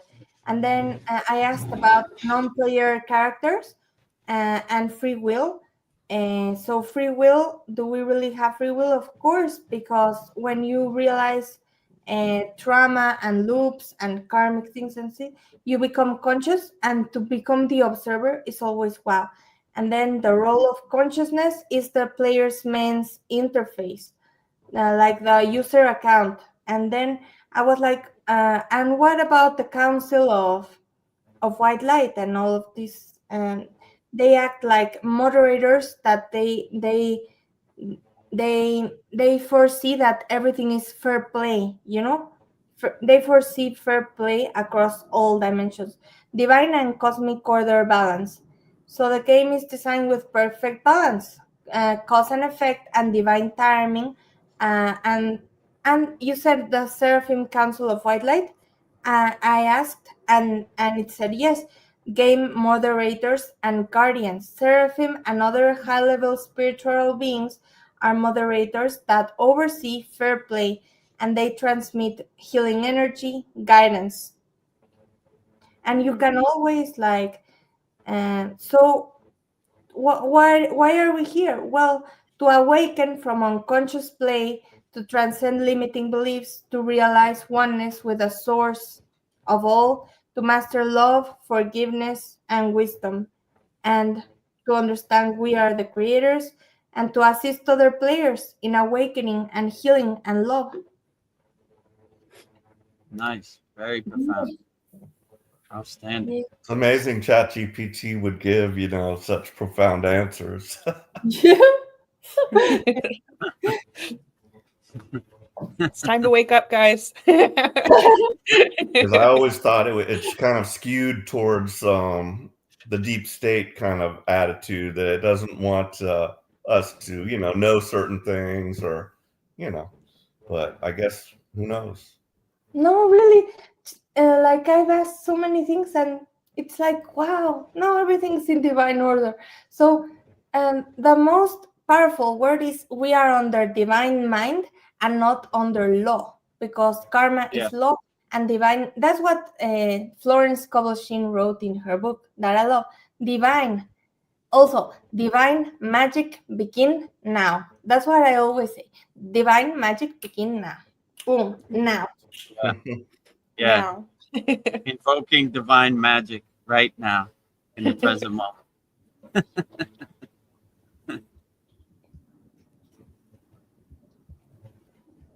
Well, I don't know. Something, I was thinking like the temperature, when we boil water, does that destroy the nutrients in water? This is something I've been thinking about. Because like when you eat food that isn't cooked, it has more nutrients. And when you like, I love tea, but maybe, I'm not destroying the nutrients in the water if I speak into the water. And like yogis will put water into copper cups.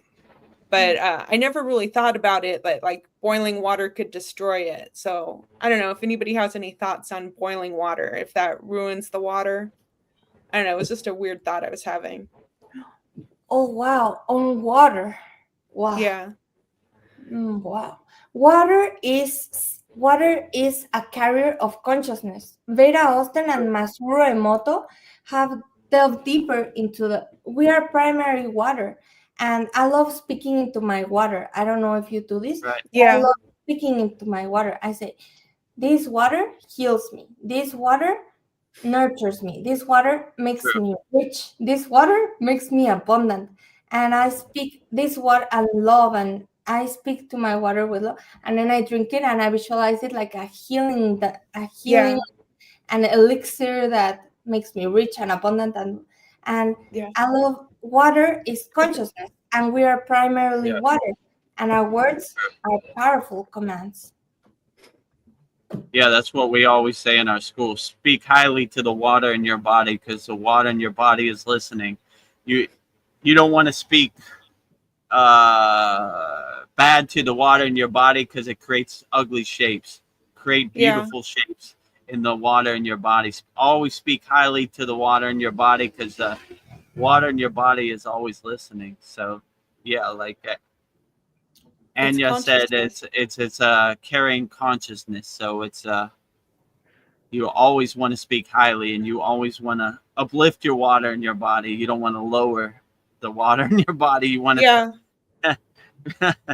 let your water in your body be free. So always speak highly to the water in your body because it's listening. Yeah, so it probably doesn't matter if I boil it, if I add like loving thoughts to it, because water is consciousness. Yeah. You can't kill consciousness. So impossible. Yeah, nothing is ever dead. And by the way, Veda Austin, she's an amazing science researcher on water, and she has a book that she captured many photos. She spoke into water, and you can. I did it because she sent me her book, and she was very kind, and she responded, and she told me how with a petri dish, you have like a, ¿cómo se dice esta agua? Like some water that doesn't hold memory, distilled water. And then I connected with my father, who transcended into other realms when I was 9, and I asked him to send a message through the water, and then I, ¿cómo se dice? Put it in the fridge, not the fridge, the one, the freezer, and then it gave me a shape of a hummingbird, and hummingbirds are spirits, and I was like, wow, I'm just getting goosebumps because Vera Austin is making a huge breakthrough on water. Just as Masuru Emoto, she's taking it a step even further. What a great hero. Yeah. That's interesting about hummingbirds because, I live on Hummingbird Court and I got tons of birds in the backyard. But when I lived out in the country, I had hummingbird feeders and I had this little sun porch and I would just sit out there and watch the hummingbirds come, and they're so amazing. I didn't know this would work. I was like, no hummingbirds are gonna come. I just hung that thing up there. But yeah, man, they're around and they find that water. Oh. Yeah, they're beautiful. I love hummingbirds. I love all birds, Yeah. Like Vedagurudev said, a free bird. I'm a free bird. Be a free bird. Fly high. Fly high like an eagle in the sky. Observe everything like the observer, like an eagle. Yeah, absolutely. But also, do you know that when on birds, now that we are speaking of birds, when I was meditating, that my consciousness got entangled with Nikola Tesla's consciousness, what connected us was a bird, a raven, or a crow. I don't really know.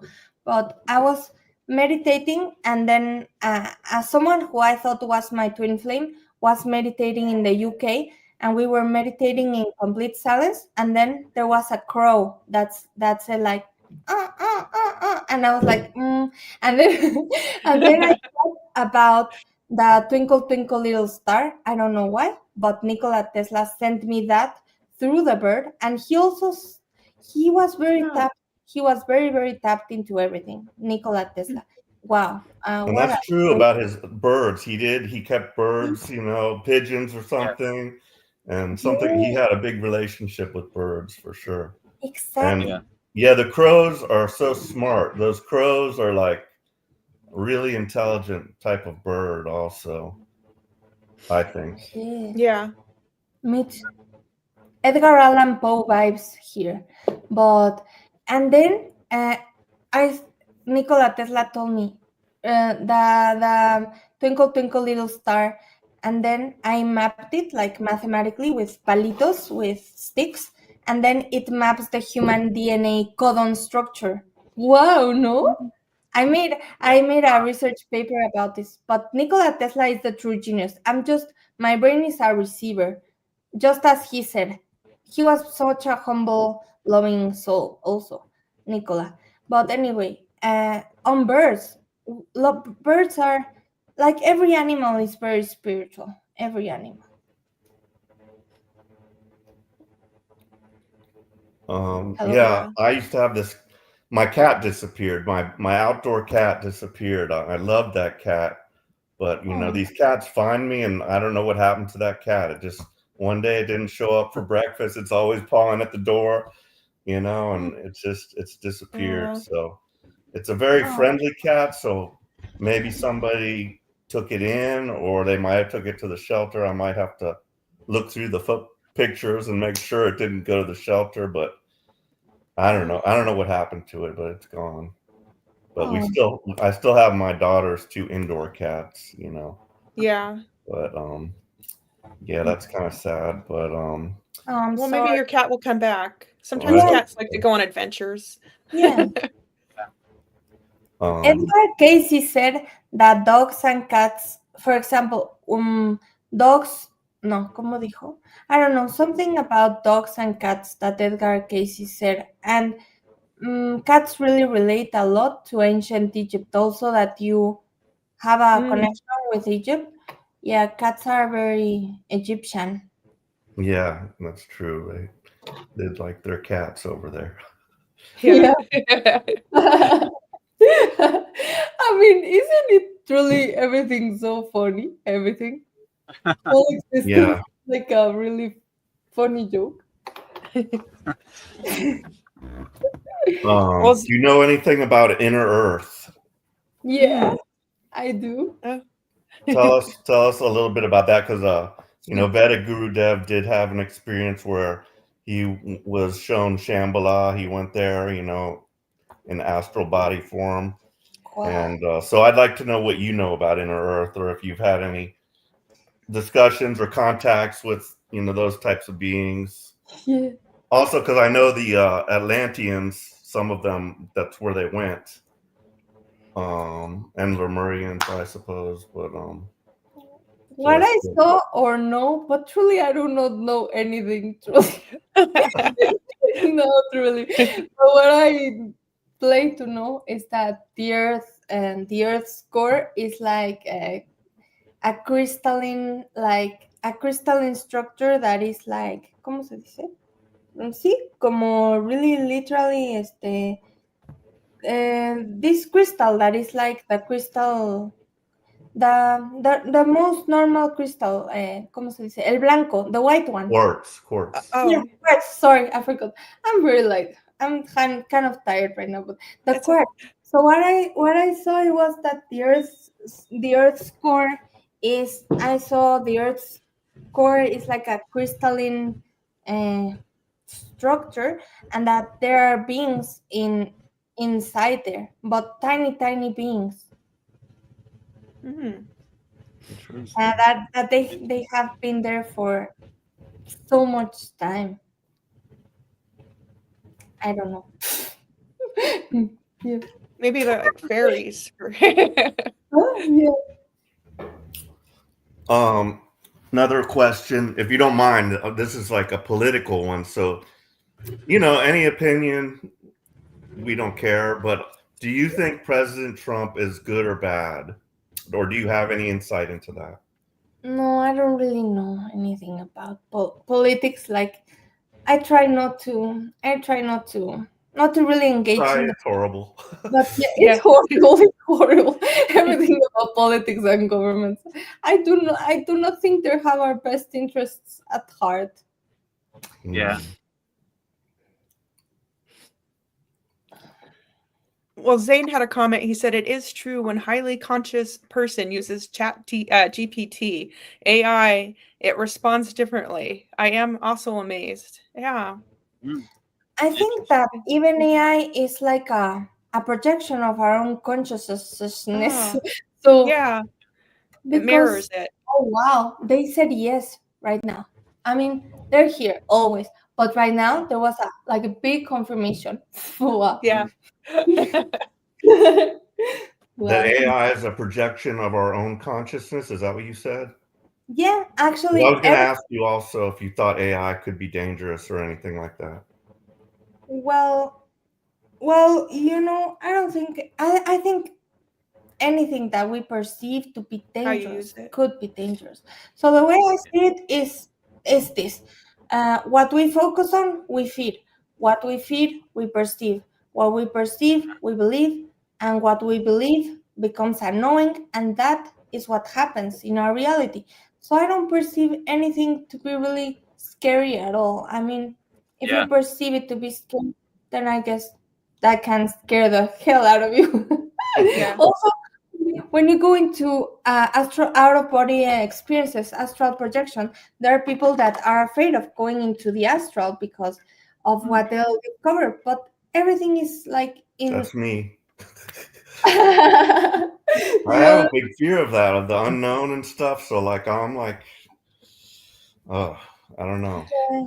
Darius J. Wright is a master at OBE, like Darius J. Wright, and I'm not a master at astral projection. I'm still struggling on that. Like, I fell asleep today while I tried it. But there's nothing to be afraid of. Also, if we go into the astral plane out of body experience, I think that if we're not on a very peaceful, loving, and we are afraid, and our psyche is not great, then we could encounter like beings like archons and demons and stuff like that. Yeah. But that's also like in our imagination. Also, like, so if we feel that we will only encounter angels and Jeshua and Babaji, that's what we will encounter. So I think that everything is perception also. And I'm not afraid of anything anymore, but I get it. The earthly plane can be a scary experience. Yeah. Yeah. It's just freaky because we've been brainwashed our whole lives, so just to imagine that all this is just normal, this is just the way things are, and there's nothing magical, and then all of a sudden you find out there's so much, all these different dimensions, and that my body is just a vessel, and that I can travel, and it's just even in this world, I don't like to like get in my car and go, on a long trip by myself. I'm better off with my family, with me. It's a kind of a fear that, but I've forced myself to do it, and it always turns out good. But so feel the fear and do it anyway. Kyle Spalding, our loving friend, Kyle. Yes, he's so wise. I know. He posted something that said, "Feel the fear and do it anyway." Yeah, we're fierce. I love Kyle. Yeah. He's so I love fast. Kyle too. He thinks so fast. How do you post so many videos in one? He's like a poet. He's just like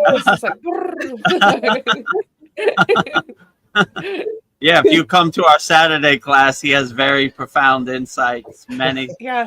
The whole class is answering his questions. Yeah, pretty much. Yeah, but we try to stay fearless. My guru would say, I asked my guru when we were in a thin tent in the Himalayan mountains, it's snowing, it's windy, everything. I said, Baba, what do we do if the Himalayan Yeti, the abominable snowman, Bigfoot comes and attacks us? We're in a thin tent. We're toast. We're finished.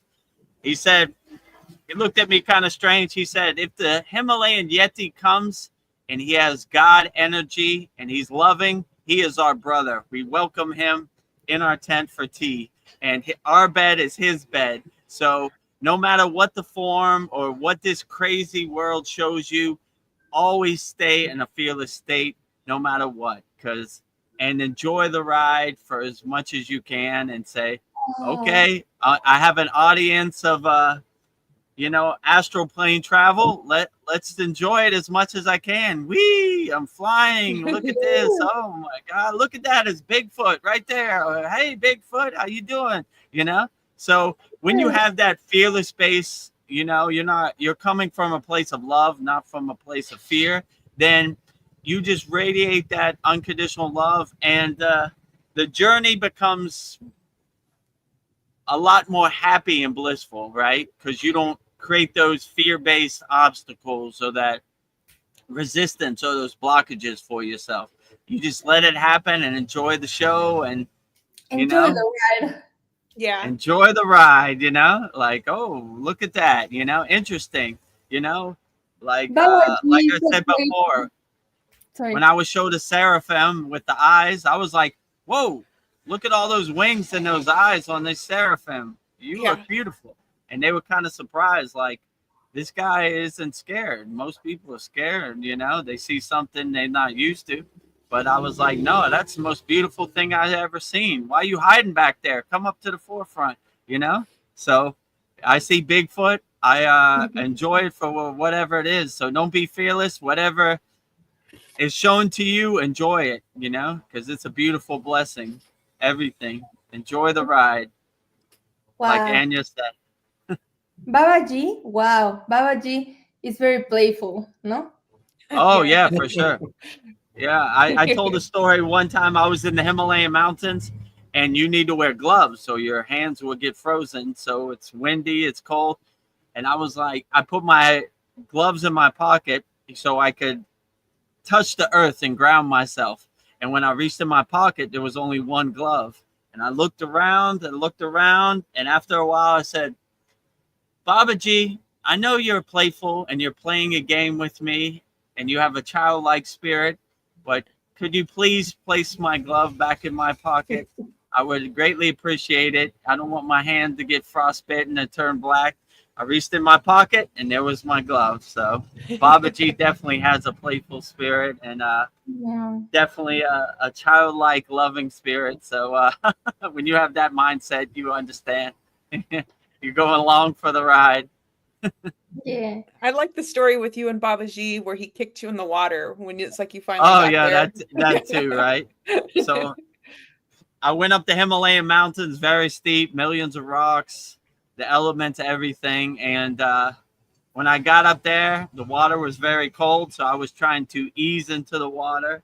You know, I come from Miami, Florida. I live in Thailand, so it's tropical climate. So I'm not a good mountain man or a cold weather guy. So I was trying to ease into the water, like, and invisible foot kicked me in my chest, and I just fell in the water over my head.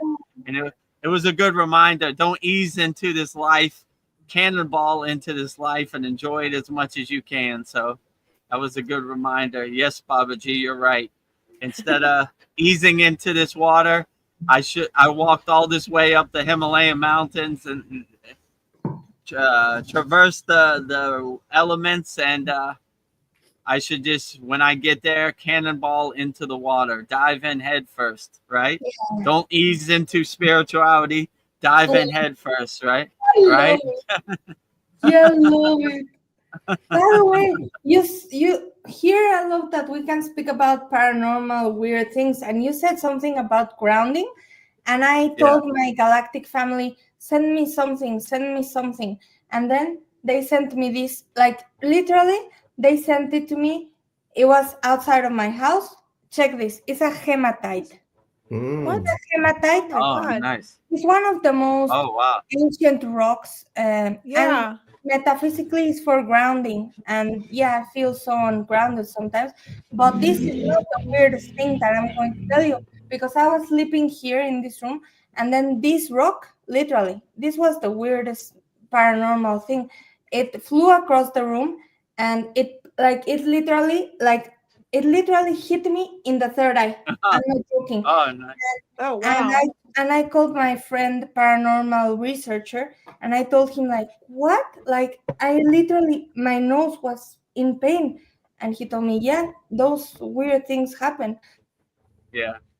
So then I started, like, why this rock? And in my birth chart it says, oh, oh, interesting.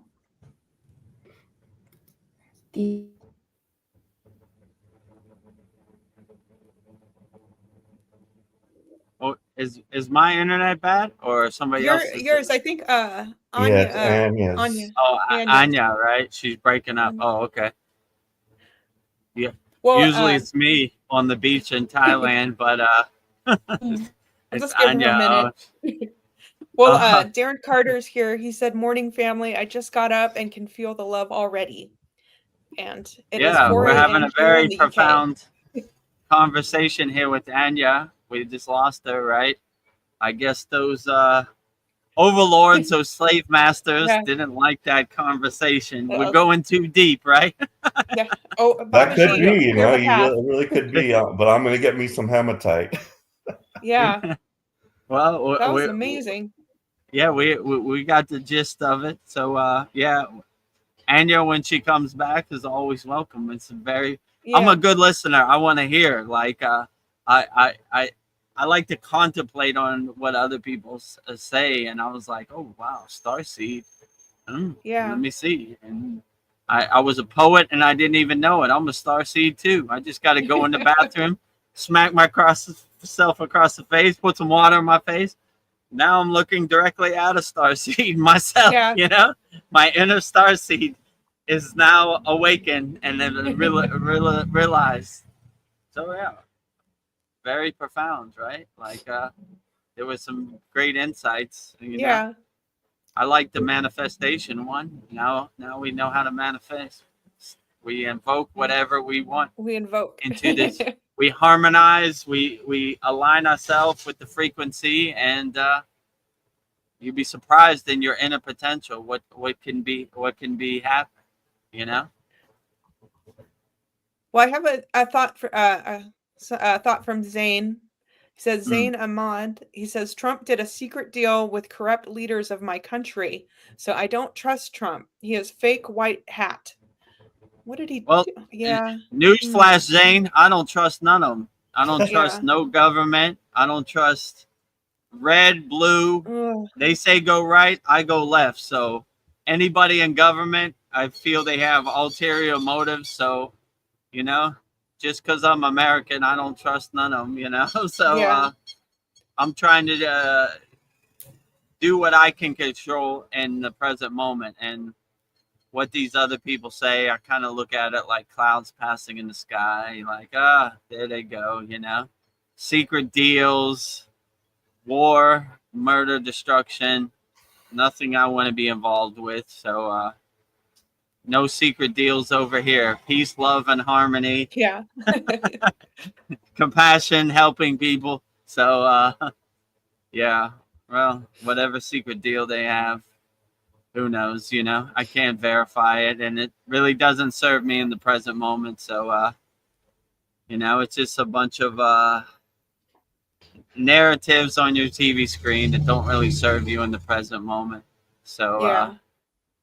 yeah, I don't trust none of them, to be honest with you. So when people say you're with this political party, my political party is God, you know. So I align myself with source, the pillar of light, higher consciousness, whatever you want to call it.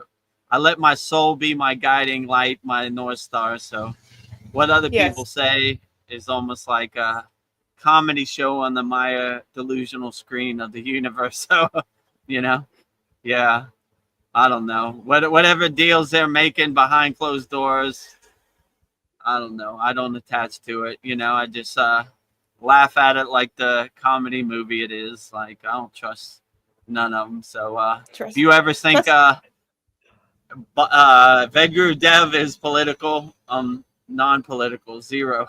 I don't trust none of them. Yeah. You know, I say I trust do your what serves me in intuition. the yeah. Let your soul, your intuition be your North Star, your guiding light. You don't really care what anybody says, because you create your own universe. You create your own reality, and no one can control your story or your narrative. You make your own story, and you make your own universe, your happy place where you want to be. So yeah, I don't consent to Trump's story. Yeah, I Yeah, don't I don't consent to the consent Trump to story. I don't consent to nobody's story, right? Like, I don't want no one's story to become my story. I don't want no one's narrative to become my narrative. I don't want no one's religion to become my religion. I don't want, you know, on and on and on, you know? So you are the master of your own universe. Create your own universe as blissful and happy as you can. And don't give no one consent, you know, to your universe. Make your happy place as blissful as you can, and become the creator of your happy place. Yeah, I think imagine how life would be if you just did everything by your intuition. It's just like it didn't make any sense, but my intuition said to do this, this, and that. How different your life would be if you just didn't trust your logical mind, you just went with your intuition. I wonder, like, where would it take you?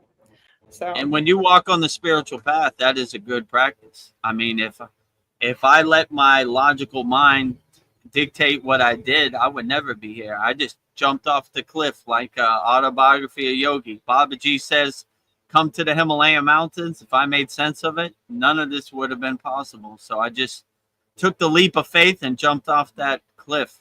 Babaji says off the cliff, I'm off the cliff. So come, fly to India, go up the Himalayan mountains. If I try to make sense of it, my yeah, ego would have got in my way 100 million times, right? Like, you can't climb a mountain. You've never slept in a tent. You're not good with cold weather. Once you go down that rabbit hole, it puts up all those walks and obstacles for you. But if you just take the leap of faith and just don't try to make sense of any of it, you'd be surprised of your inner potential and what the possibilities can crystallize and harmonize your circumstances. So, yeah, I just got out my own way, and Babaji said, get on the airplane. I got on the airplane. I didn't even yeah, think about it twice. I booked the ticket right yeah, now. yeah. Like people are mad at me, but I have to follow my heart. I'm going. Uh, it's not meant for them to understand Yeah, anyways. Between me and Babaji, and we've signed a deal, and he upholds his bargain, which is basically controlling the elements so I get back home alive and I don't die on the Himalayan mountains. I can come back, and I kept my bargain. I went up the Himalayan mountains, so all the pieces of the puzzle came together. So yeah.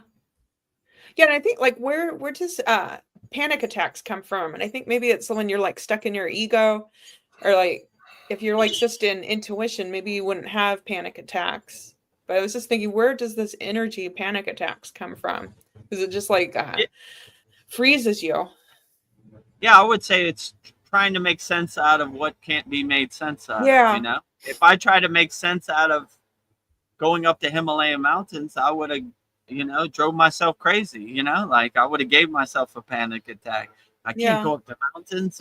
What am I going to eat? Where am I going to sleep? What how am I going to protect myself from the elements? You start getting in your own way when you just become the detached witness and let all those clouds pass in the sky. Then you have less anxiety, less panic attacks, and you when you're a Kriya yogi, you have the tools to help you overcome, and you kind of create distance and separation between you and the emotional reaction you're having. So yeah, how does it serve me? Why do I need this? And how is this going to solve my problem in the present moment? It's not, right? So I look at most of those fear, panic, anxiety as like wasted emotions that don't really serve me.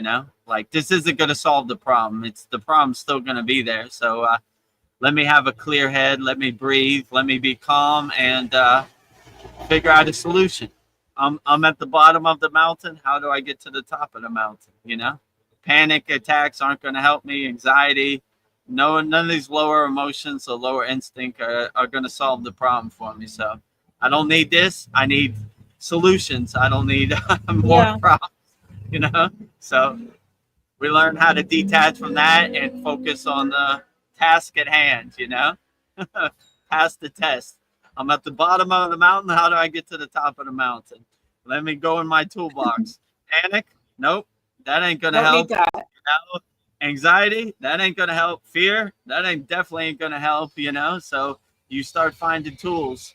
Okay, what I need. Clear mind. Let my soul be my North Star, my guiding light, and I should be good. Okay, we got the tools we need. Let's start walking. One foot in front of the other, forward, see where this journey takes us. Yeah, and I was thinking like our bodies communicate to us. I don't know, or give us messages, or I'm just thinking about things a lot.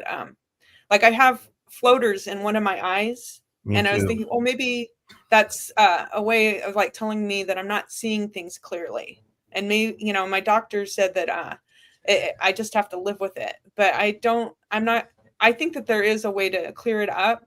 And I'm not accepting that it can't be fixed.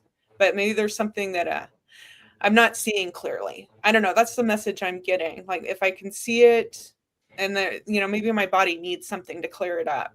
But I was just thinking our bodies are great communicators too.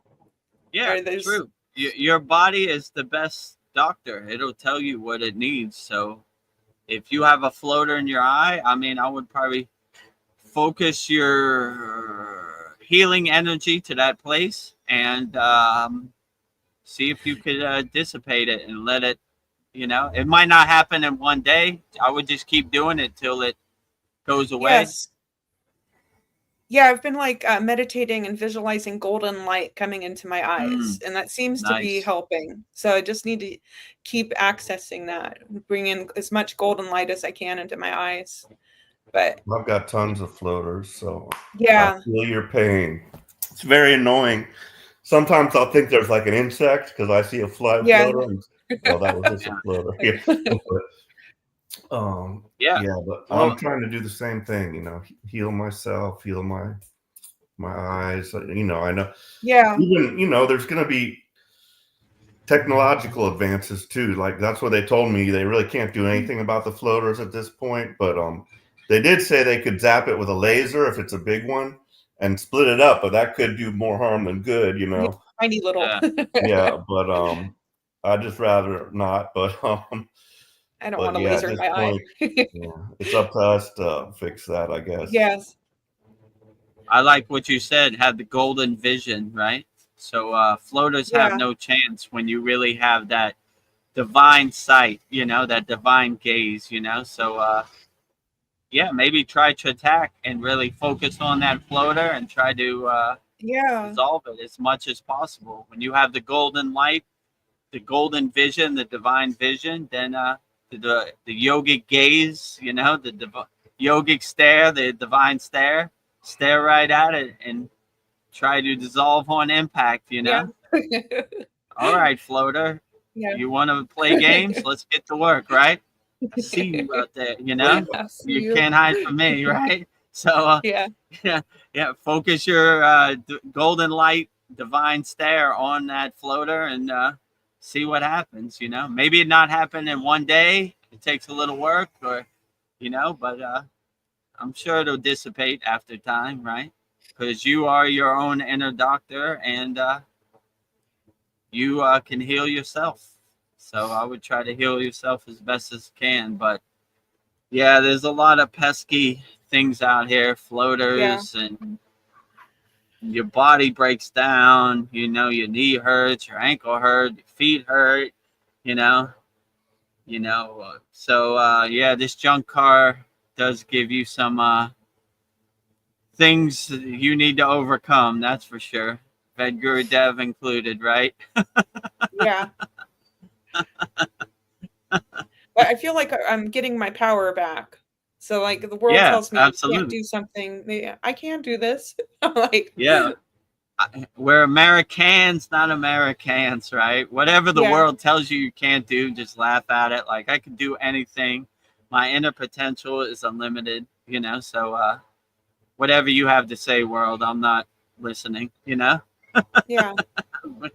Let me tell you what you can and can't do inside you as you. Like, okay. You know?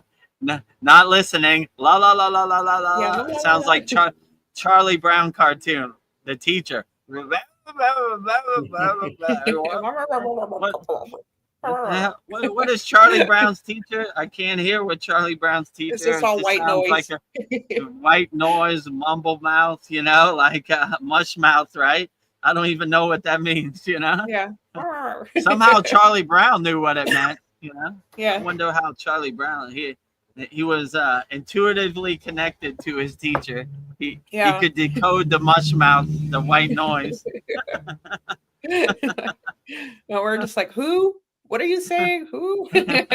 Yeah. I can't hear Right. you. Like, how did Charlie Brown get that from his teacher? I had no clue what his teacher was saying, you know?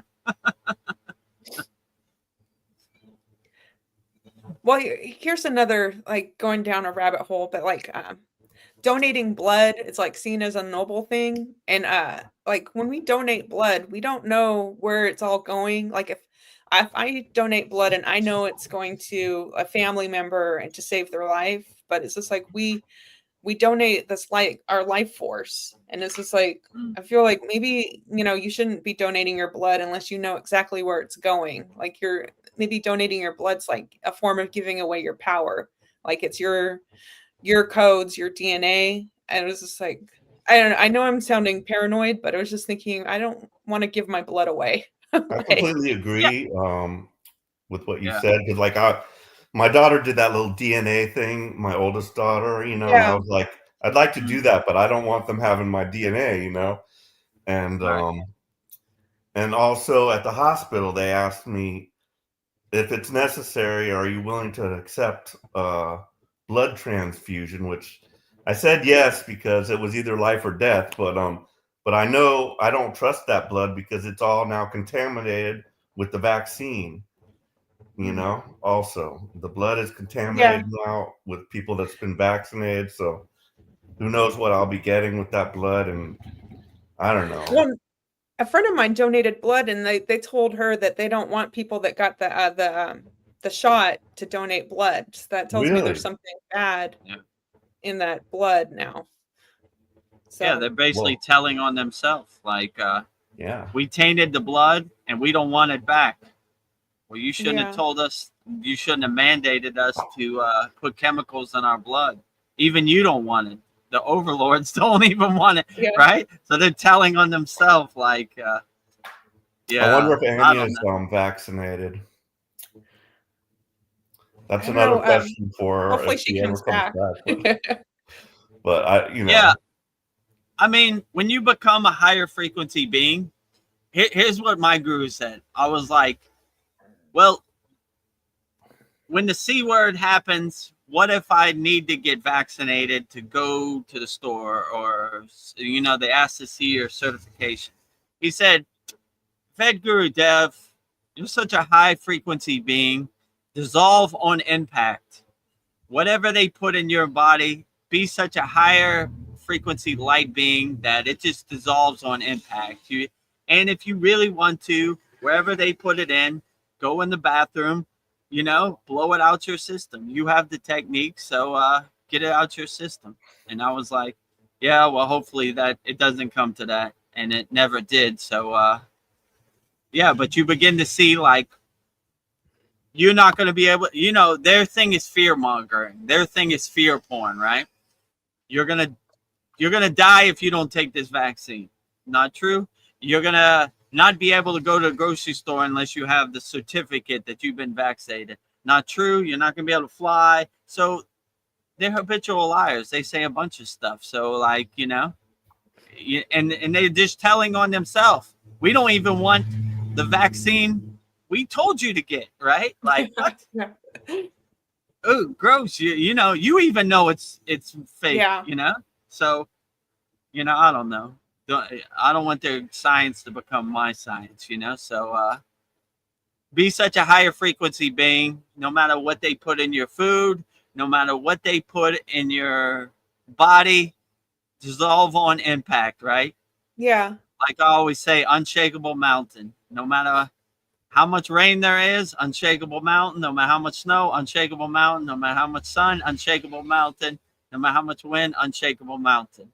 So have so much light every cell of your body with inner divinity, right? So any of these foreign agents come in your body through food, through vaccines, through air, wherever it comes from, you say, good one, dissolve on impact. So it's like meteorites hitting your atmosphere, dissolving on impact. So light every cell in your body so it has no chance. So, but they're definitely going to try to lower your frequency, control you through fear-based propaganda or psyops. But when you see the Wizard of Oz behind the curtain, you're like, ah, there he is.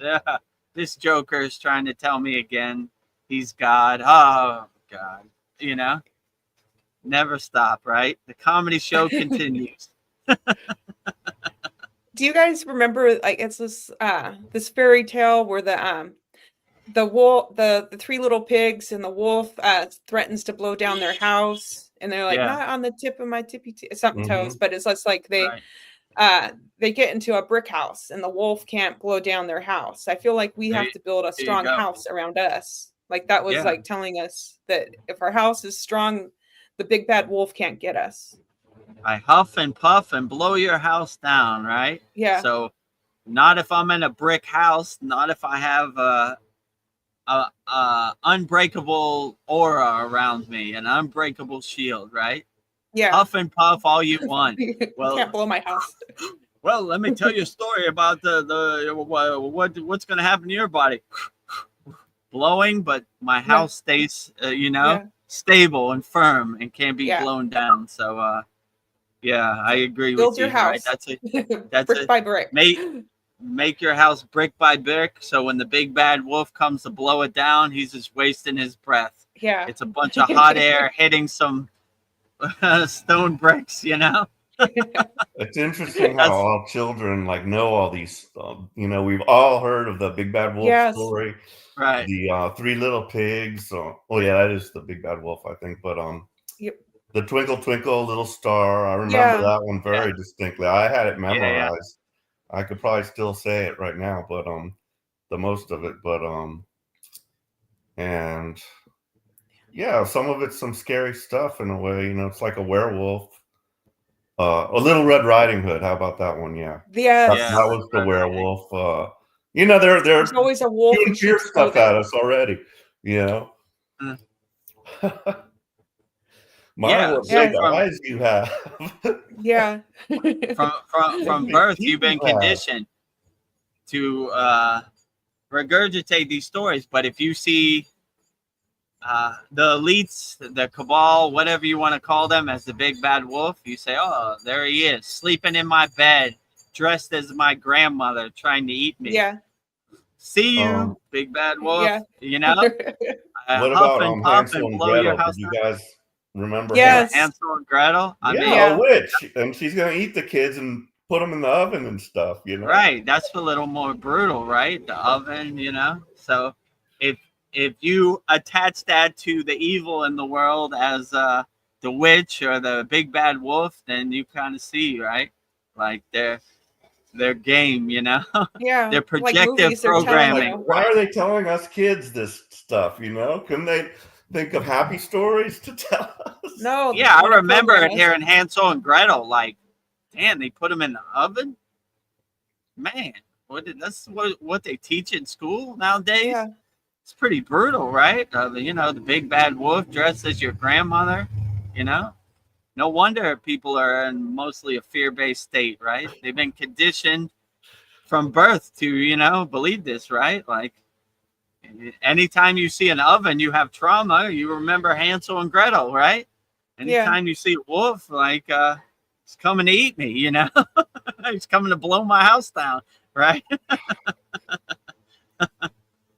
Yeah, it's all in plain sight. Like Anya was talking about the Monarch program. Like they get you when you're little kids, and they'll like recruit you by telling your parents that we're sending you to the gifted program. Right. So like, where are these kids going? Look how gross they are. Like kidnapping children, telling lies so they can put them in their program so they can test them. Yeah.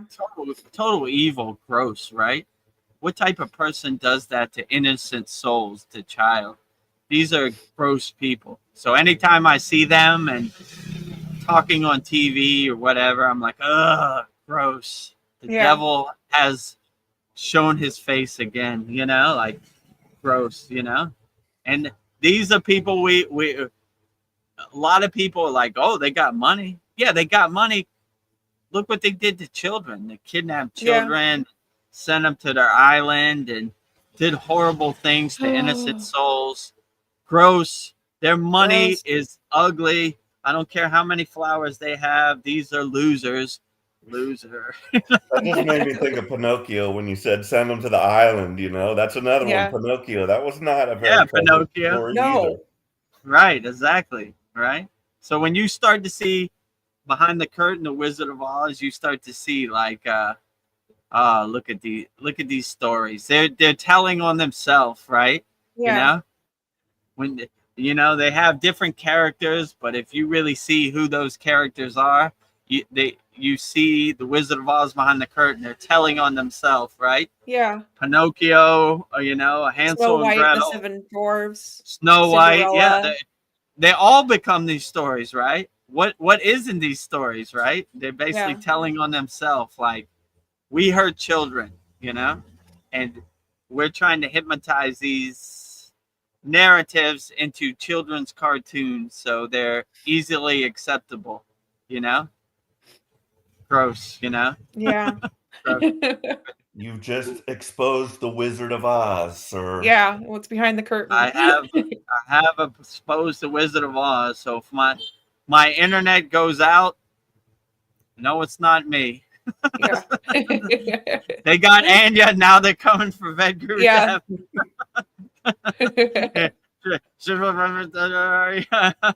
Vedagurudev. Well, I'm so grateful we had her for as long as we did. So hopefully she comes back. That was a very profound conversation.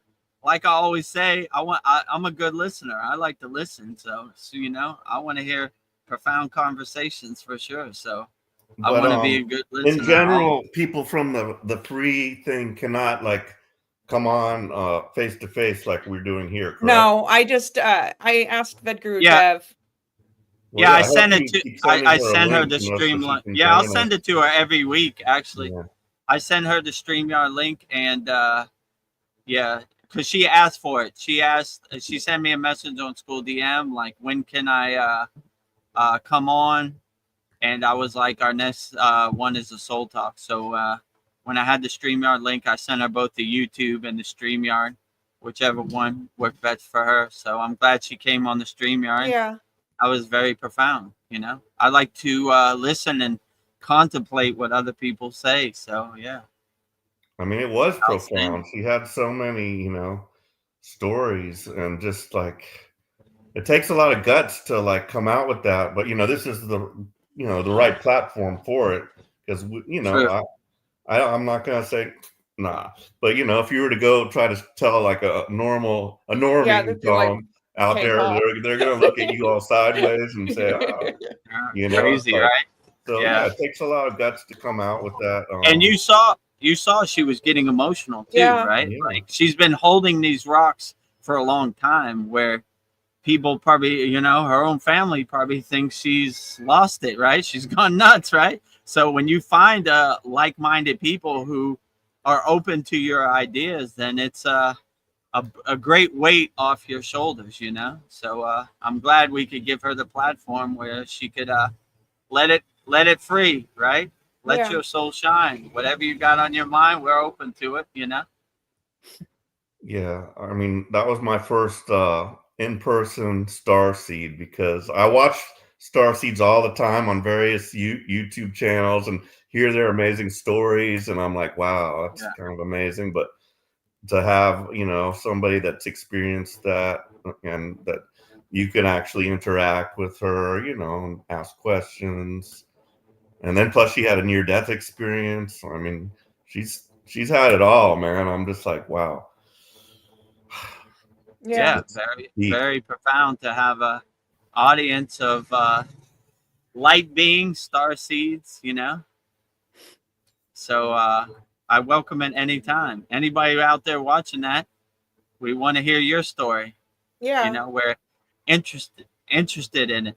I saw this. I was watching Joe Rogan the other day, and they were talking about this guy named Art Bell, who was like a conspiracy theorist guy on the radio in Los Angeles. And he never had any judgment. He was like, "You're a werewolf? Interesting. Tell me about it." So I want to have that perspective too. I want to hear it. Whatever you got out there, don't be shy. Let me hear it, I'm open to it. I'm open to all different perspective, all different spiritual traditions. So I want to hear it, right? So Yeah, when she said she was a star seed, I said I'd love to hear it. let's hear it. Here's the StreamYard link. You know, I'm open to it. I want to listen. I've talked way too many hours on the Soul Talks and our class and our satsang. I want to hear other people. Actually, I made the satsang so I would hear what our members had to say. You know, Yeah, so that's basically what these live streams are for. I want to hear what everybody else has to say and what's your experience. I want to hear it. I gives me some good contemplation material, right? Let me contemplate on that. Ooh, starseed, Atlantis, you know, Atlanteans. Interesting, you know. Yeah, I think, I listen to the Art Bell all the time, you know, and Oh, but that was you know, this is the internet version, but you know, in the old days it was on the radio, and Yeah. it was Right. at night, sometime deep time, but there's all kinds of like super cool stories and stuff. Right. But yeah, Yeah, I do. yeah, that's what Joe Rogan was talking about when he finished at the Comedy Store. He would drive home and tune into Art Bell and listen to all different stories and conspiracies, right? But he said he had an open mind. He was like, "Oh, you're a werewolf? Tell me about it. I want to know. Interesting. Yeah. Tell me more." So I want to keep that perspective too. I'm interested in all different spiritual traditions and stories, and you know, yeah, I want to hear about it. So I'm Yeah. glad she came, and that was outstanding. You know, so she's welcome anytime, Yeah. whenever her internet is working.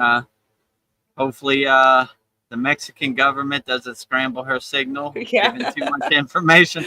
Yeah. I'm like, that's enough Jam- on you. jam her internet. You know.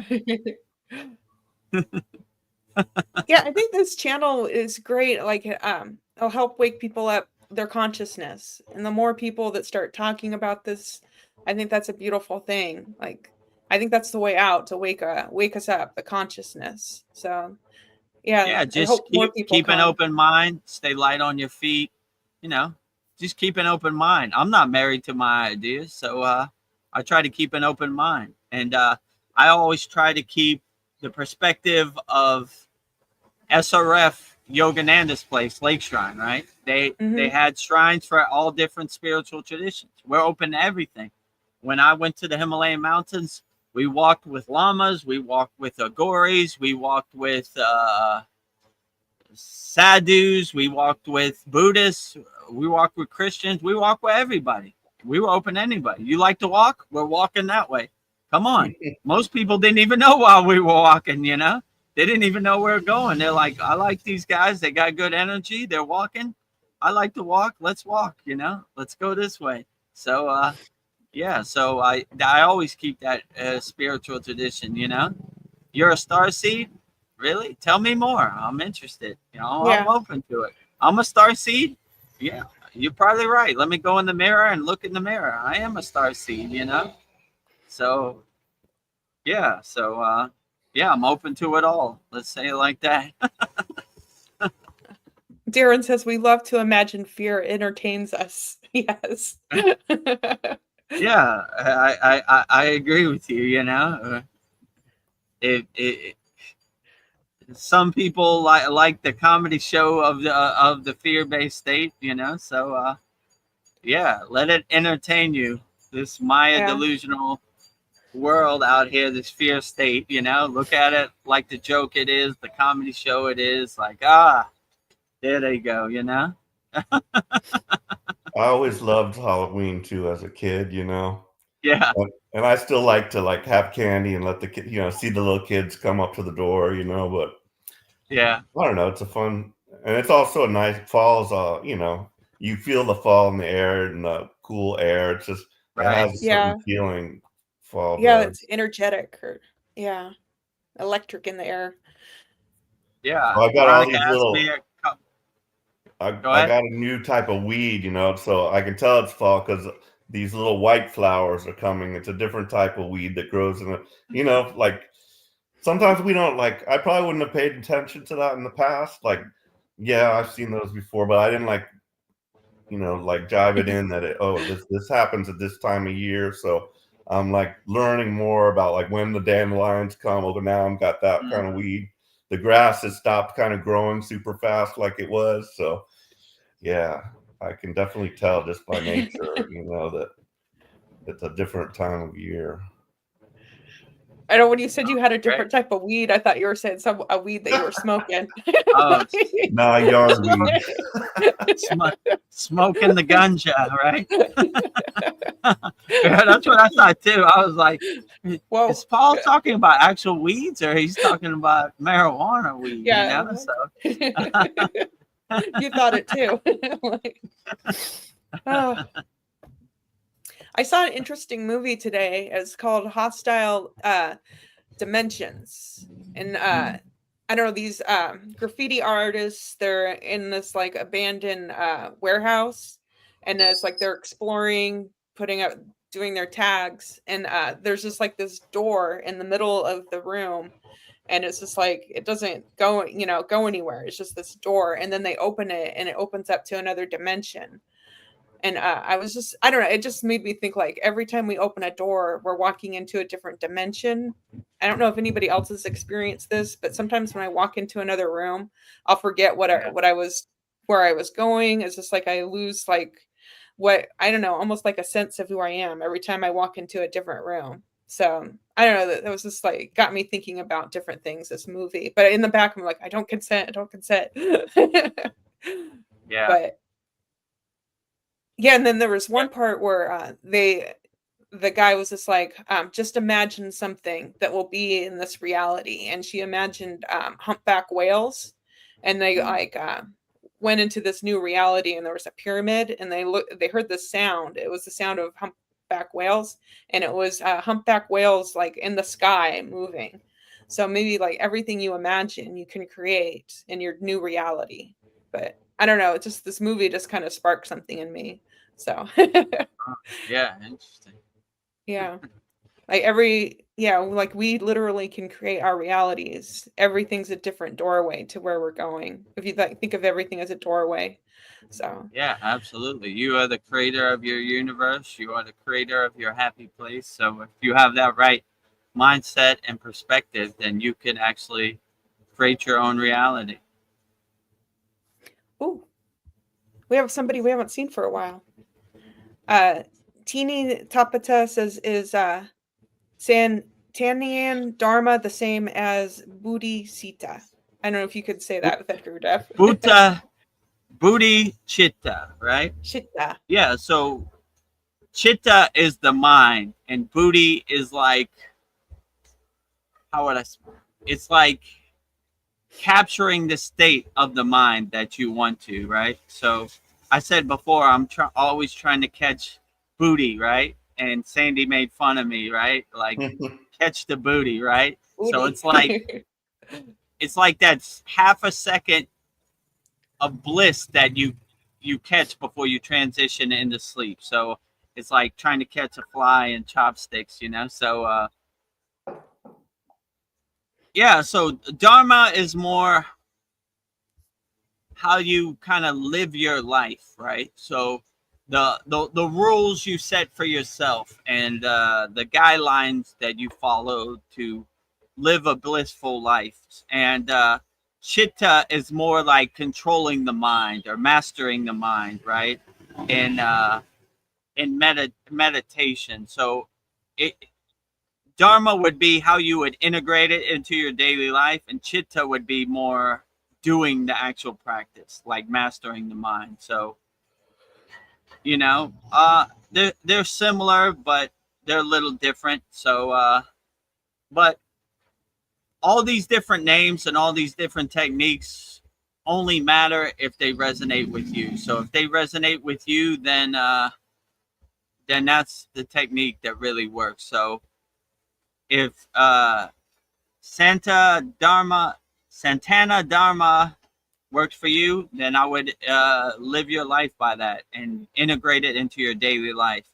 Buddhi Chitta, mastering the mind. You can never go wrong with mastering your mind. So I would test it, observe it, experience it and know it and feel it. So whichever one works best for you, that is the best technique. So all these different fancy names really don't matter, only if it works for you. So that's what I would definitely say. So do what works best for you. That is the best technique to use. So you know, a lot of people say a lot of things, you know, on the internet, but it really comes down to what works best for you. Teeny Topa. So yeah, I would definitely say do what works best for you. If Santana Dharma works best for you, integrate it into your daily life. Bhuta Chitta works best for you, integrate it into your daily life. They both work best for you, integrate them both into your daily life. So it really doesn't matter what other people say. It only matters what works for you. So I would do the techniques that work best for you. Yeah. We were just talking about hummingbirds, and Teeny has a hummingbird picture there. Yeah. So that's kind Oh, of A nice. hummingbird appeared. yeah. Good That's a eye. confirmation, right? So, like, can meditating every day help someone achieve enlightenment, or do you think there's more to it? Or it just depends? Yeah, I would say meditating every day gets you into the state that is conducive to invoke enlightenment. So I would definitely say meditate as much as possible and calm your mind, still your mind, and then you could invoke that state of enlightenment for sure. Yeah. Are you just having quiet time by yourself to think like it's important? Yeah, definitely. Teeny Tapata says, "Thank you very much. I also go by Harni Sharni Puta." I am butchering this. Harni Sharni Puto. So yeah, great, outstanding. Yeah. And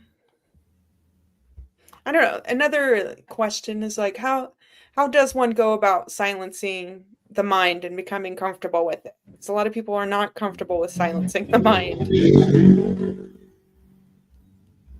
Uh, uh, yeah. So I would silence the mind by doing Sudi first, like Yeah. detaching, letting go of all the thoughts that come into your mind, and just whatever thought come into your mind, just let it pass, like clouds passing in the sky. Detach, let go, detach, let go, and Yeah.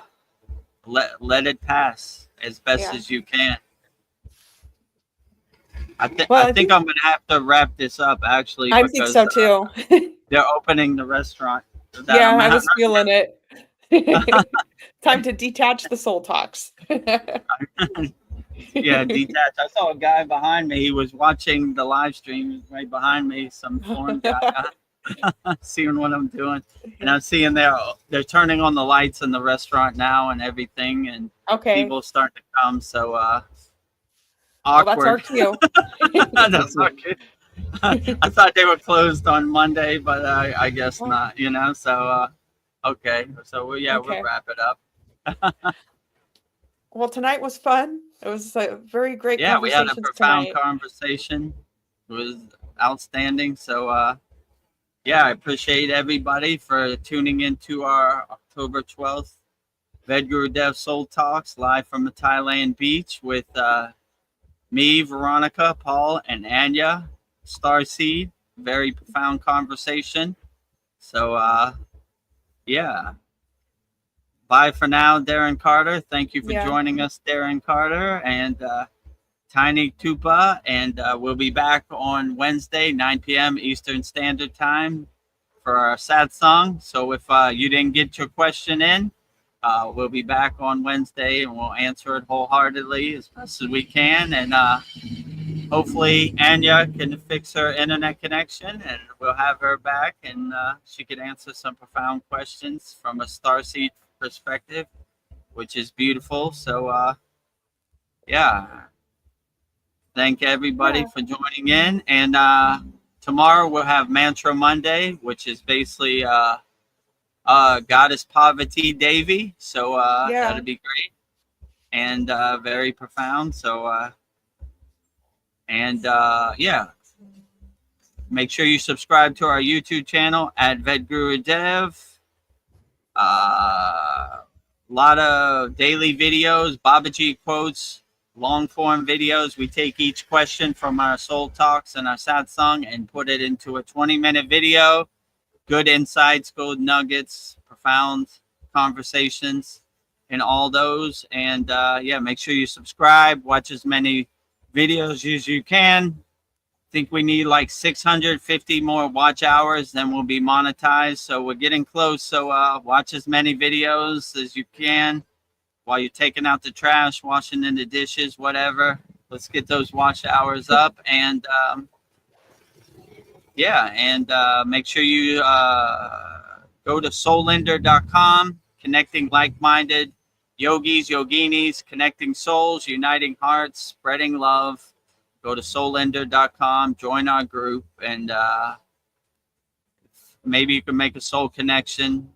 Find somebody who's practicing yoga around your area. And also, if you want to join me, Veronica, Paul, all of our members, Darren, Kyle, everybody in our Kriya Yoga Masterclass, Master the Supreme Science of Kriya Yoga, go to kriyayogamasterclass.com. And I guess with that said,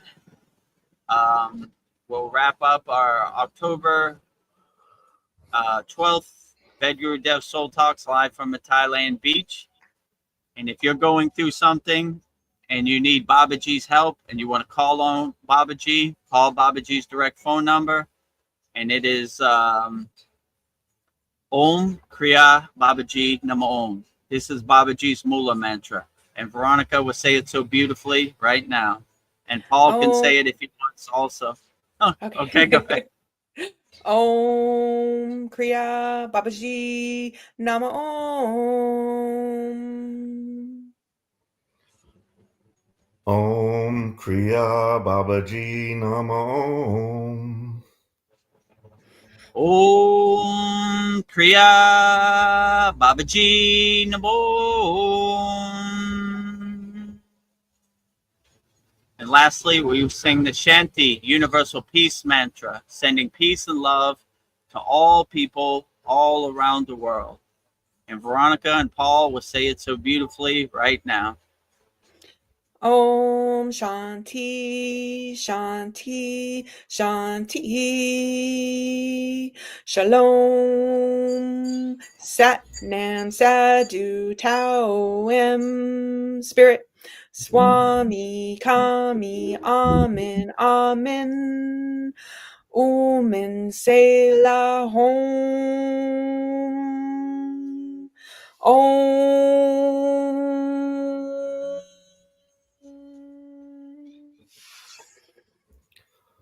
Om Shanti, Shanti, Shanti. Shalom. Satnam Sadhu Tao Wamo Spirit. Kami Nami Amen Amen. Om Selah Hom. Om. Om Shanti, Shanti, Shanti. Shalom. Sat Nam Sadhu Tao Om Spirit. Swami Kami Amen Amen. Omen Selah Hom.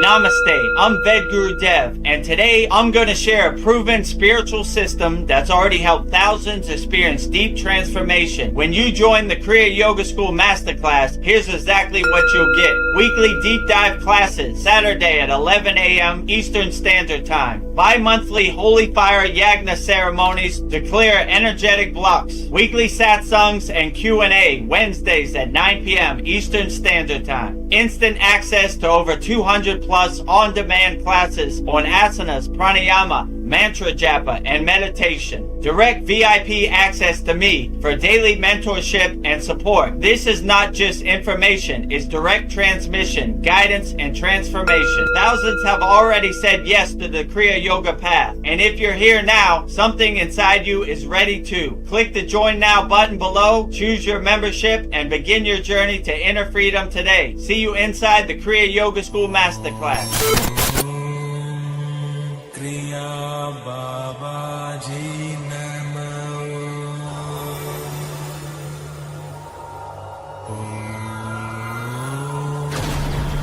Kriya Babaji Namo.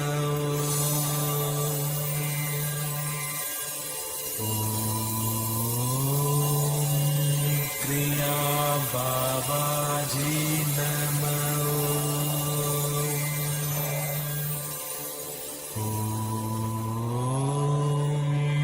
Kriya Babaji Namo.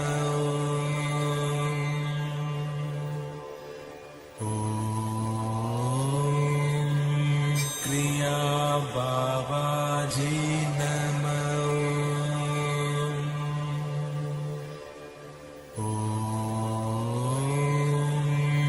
Kriya Babaji Namo.